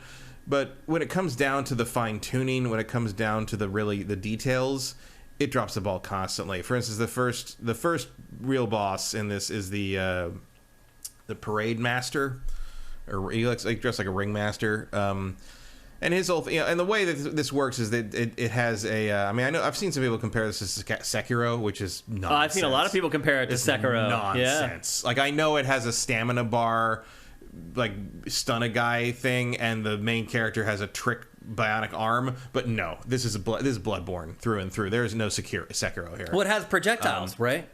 Do you have a gun? No. You don't. You never have a gun in this? I mean, at some point, his arm might get a projectile weapon on it. Right now, I have like it's called the puppet string. So it just shoots out a rope and you pull guys to you. Oh. So where are the Bloodborne comparisons coming from? Because Bloodborne, what always set it apart was that you had the gun. Well, yeah, but you're using the arm basically as a counter, the same way the gun worked in Bloodborne. Okay. And the main thing is that just the tone, the way the fighting works, the fact that you get life back when you attack back immediately, the emphasis on parrying versus. I mean, that's something. Maybe that's tripping people up with the Sekiro thing, like that there's parrying, but the parrying in Sekiro is completely different. The parrying in Sekiro is basically invincible. Mm-hmm. Blocking is basically invincible in Sekiro, and then you get a bonus if you parry. In this game, you have to perfect parry a lot of these bosses, or you die. That's it. Man, I couldn't get, because you get damaged when you block. You do. I couldn't figure out anything in this game. I could never beat that same dude, that little mini boss guy with the Keystone Cops hat or whatever. Mm-hmm. Like, he just in here, like in this area. Yeah, it's like my sword isn't long enough to attack him. Like, it's like, I will say, I think the attack range on the baseline sword you start with, I think it's actually longer than it was in the demo, because I have not found myself missing attacks the way I did in the demo. The demo, I walked through the demo part of this pretty easily. And some of that was because I knew what I was walking into, but also some of it was just like, I don't know, it didn't feel as difficult. This part was easy as shit. It's when I fight the mini boss, it all changes. Yeah, I'm talking about the mini boss. I killed him without being touched. I could never beat him. And I even beat the ringmaster pretty easily. On my first try, which took me like 7 tries before, and I was more leveled up in the demo. Mm-hmm. And it took me like 2. I had to like quit it and come back to it later. At that point, this one I just walked through it. But like the Bloodborne thing is also because it's in like these towns that are abandoned, and you hear people like talking about murmuring behind doors, and like you've got a little hub world you run out through. It means a hotel in this one, but it's like that church you sort of uses your baseline. You have to teleport back to the church to level up with the girl who's standing there mysteriously helping you level up. It's like I mean, it's all Bloodborne. But it's like.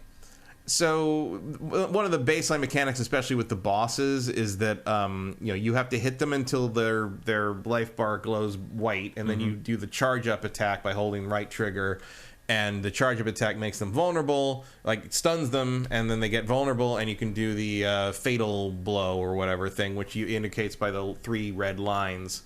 That tells you basically it's like that right there. Like it's like but of course that didn't work for you because the timing on that is extremely weird. Oh yeah, it's like they set up an enemy to do. I couldn't when I played the final version. I couldn't do it either. Yeah, like the it's strange because when the 3 lines come up, you can't do it yet. You have to wait like a split second before you can actually do the finisher. And it's so like dumb. It's very so. When I fought the ringmaster the first time in this, I did finish it. I did beat him the first try. However, I hit him, dodging the thing, perfect parry, his red attacks, whatever, and I got the white thing, and I did the charge up and hit. And so he goes into his like kind of like I'm stunned, staggered, he staggers down. When he staggers down, so I'm like, okay, I gotta hit him.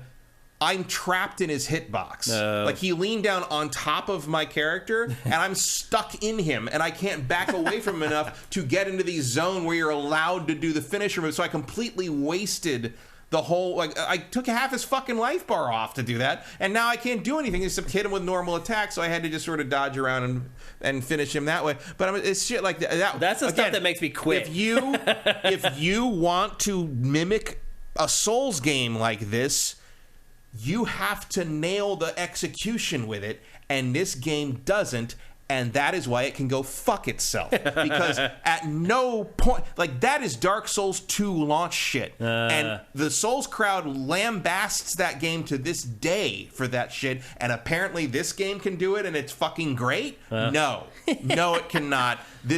I've played Bloodborne. This thing's so similar to Bloodborne that I'd rather just go back and play Bloodborne again, rather than suffer through this thing, because I've had enough already. Yeah, it is on Game Pass, so if you're sitting there, it's on Game Pass, so that's fine. Yeah, if you're a Souls guy and you're like wondering, I'm gonna say like. Everyone's all gaga over this thing, probably because the art. I mean, it is very pretty. Yeah. Like the lighting's great on PC. It looks amazing, artistically and technically. Artistically, it's very impressive. Like it's cool to see the next thing. Like the town is impressive.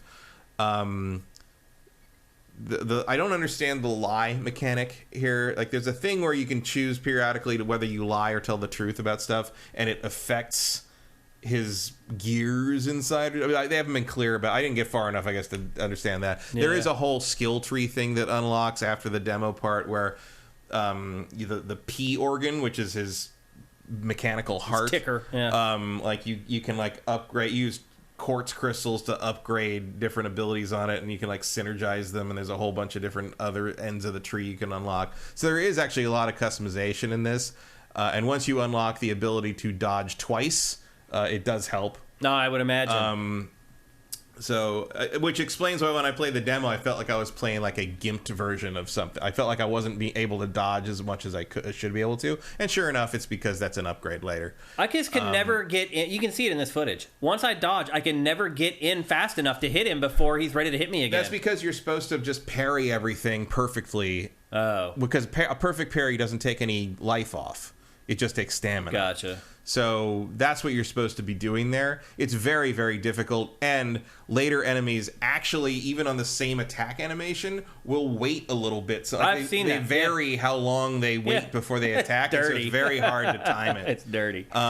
And that's also, again, that's not an interesting thing to me. No. Like, I just don't find that like memorizing an enemy's attack pattern so I can perfect parry them. Like, I did that all through Sekiro. Yeah. Like, that was, or recognizing how something was going to flow or how, like, attacks work. But every enemy does it a little differently in this, and sometimes they vary it up on the same attack animation. And I don't have time for that. Yeah. I just don't have the patience for it. Also, and maybe I didn't realize this until going back to like a more traditional Souls-alike with this, but like Elden Ring makes this game feel primitive, and Bloodborne makes it feel like review.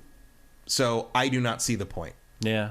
And I have way better things to play right now. Yeah, me too. Even for free. I played it to that same point. I was like, nope, don't have the time, don't have the will, don't have the gumption. For people questioning the P organ, it's the letter P, like that P heart or whatever.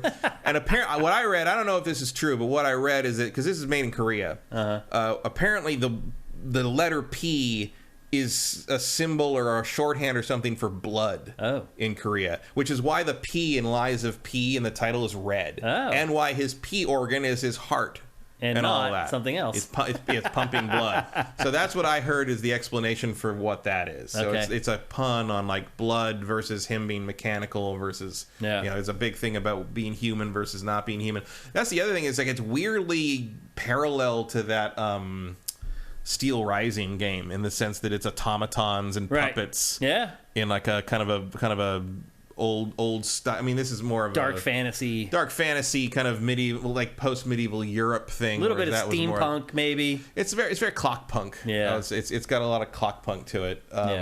Just in the sense, it's like, and there's a very, you do finally get some backstory once you rescue Geppetto, and like, there's some non-puppet enemies, because there's like human enemies that all wear like donkey masks that are trying to kill you and kill Geppetto, and so I guess that's a reference to like the Pleasure Island shit. And of course you have your lantern is it's the Gemini system, but it's actually Gemini because it's the cricket. Gemini cricket. So you've got like an AI lantern companion who's your conscience, and the blue fairy is like this girl in a blue dress who levels you up, just like the automaton girl in Bloodborne. There are a lot of similarities, to say the least. And and eventually you do get into sort of once you're past the Watchman guy, you get into like different forging different weapons and upgrading things more, and like the weapon forging is pretty good, right? Yeah, and you get the boss weapons, because you can just like the Souls games, you can forge, you get a whatever their soul or whatever, not their soul, but it's like ergo energy, or I don't know what the fuck it is. You get one of them from each boss you beat, and you can forge those into weapons, and those weapons, more so than maybe any other Souls like I've ever played before, those weapons are way better than the normal weapons. I saw people praising the weapon stuff in this. You can rip them apart and mix and match stuff. So if there's like a hilt that does something that you like better as a power up attack, because you build a meter and you can spend it to like either do stuff with the hilt or to do one big attack with the sword overall, and you can mix the blades with the hilts and mix and match abilities basically, and sometimes they'll affect each other differently.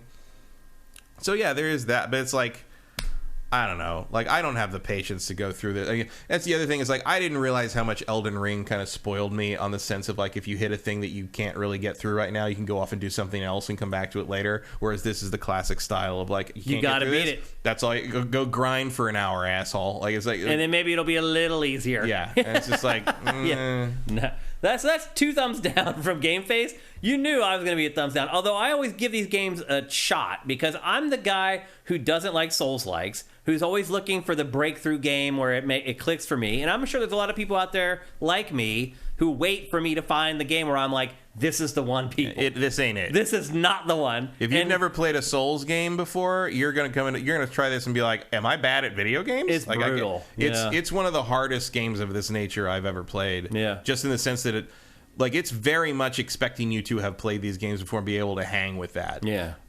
Except I just don't think any of what it does is compelling or interesting or fun, as like basically the way Bloodborne does it. Yeah. So this is Matt, the Souls-like guy, and having also to learn, thumbs down. Yeah, I mean, it is. I cannot emphasize how much it is, especially the further you progress, how much it expects you to be able to do that perfect parry every time, especially against bosses, and it's just not feasible. Yeah, it's frustrating. I mean, it's a trial and error memorization thing, and I don't feel like this game earned that from me. Okay. Like I was willing to do it with Sekiro because it was such a dynamic. Everything else about it. Right, yeah, absolutely, and like. And I felt really satisfied. I had a real sense of satisfaction a couple times in that game when I beat bosses for the first time I'd ever faced them. I didn't even get touched. Yeah, and I was like, I am awesome. Like, yeah. But even when I would perfect parry through boss stuff in this game, I'm just like, oh fuck. Well, you have to do it again. Yeah, I didn't even feel like it was an accomplishment. It just felt like, well, I guess I finally figured that out this time, but I bet I can't do it again. You know? Yeah, like that's how I feel playing pretty much every Souls-like. So yeah, don't find this game compelling or interesting or fun at all. All right. Well, there you go. That's 2 thumbs down from GameFace for Lies of P. Matt, we do have one more topic left, but we are out of time. Is there any way we could slide that to next week's episode? Because I know you had kind of talked to somebody about covering it in this show. I think we can probably smooth that over. You can? Yeah. Okay. But just promising that we are going to cover it. Okay. Okay, well, that's it for GameFace. We got almost everything in. I'm actually surprised that we got this far in the show in our time allotted. But before we go, obviously, we have to pay some bills. And here's a word from our awesome sponsor, SoundWizardry.com. Experience the realm of extraordinary audio with Sound Wizardry. With a decade-long journey in sound design, we animate your movies and video games with the breath of sound. Our wide-ranging services include sound design, Foley, sound mixing and mastering, audio implementation, dialogue mastering, and the crafting of unique sound effects from freshly recorded material. Our portfolio contains Baldur's Gate 3, Steven Universe, Alan Wake 2, Gwent, Cyberpunk 2077, and more. Visit SoundWizardry.com and let us transmute your vision into an auditory marvel.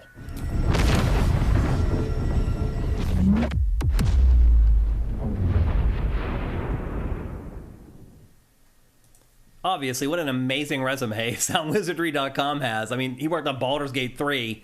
That's a big, big deal. But if you need any sound work on anything, and I mean anything, head to SoundWizardry.com.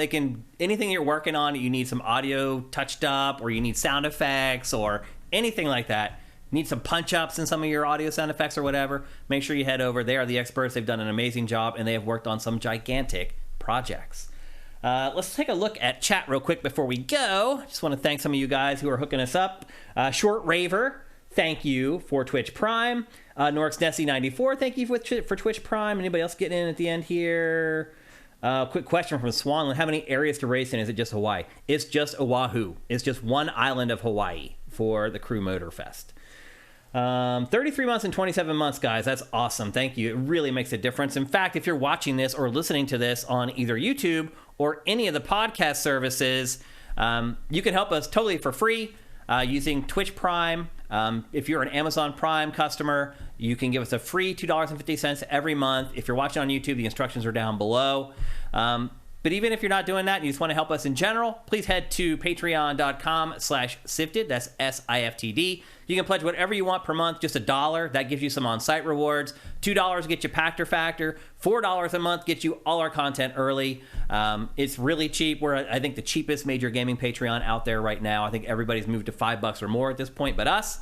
We'd really appreciate any help, and that's really where it helps us a ton, is if we know that you're a patron and we can count on that money coming in every month.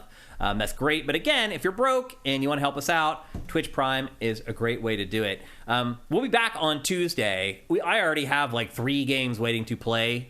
It's going to be an awesome show next week, too. This show was gigantic. Holy crap, we managed to squeeze in all those games into our normal allotted time. I hope you guys enjoyed it. What else? I think that's it. Yeah, we'll be back at normal time right here at twitch.tv/siftedgames at 1 p.m. Pacific, 4 p.m. Eastern.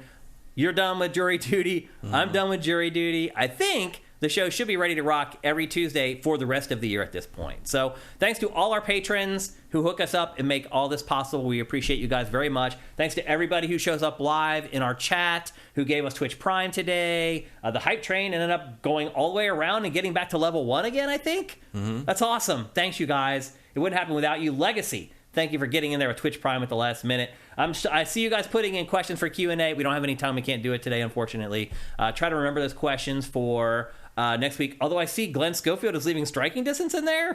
What? Oh, gosh. All right. I mean, that's over. It's over. It really does seem like it's over. One game, one and done is all it took. That was it. So anyway, we're out of time. We're actually over time already. Thanks to everybody who supports us. Thanks to everybody in the chat. You guys fact check us in real time. Add context to all our discussions. It's amazing. Thanks to Matt for hosting. We'll see you guys next Tuesday. GameFace is up and out.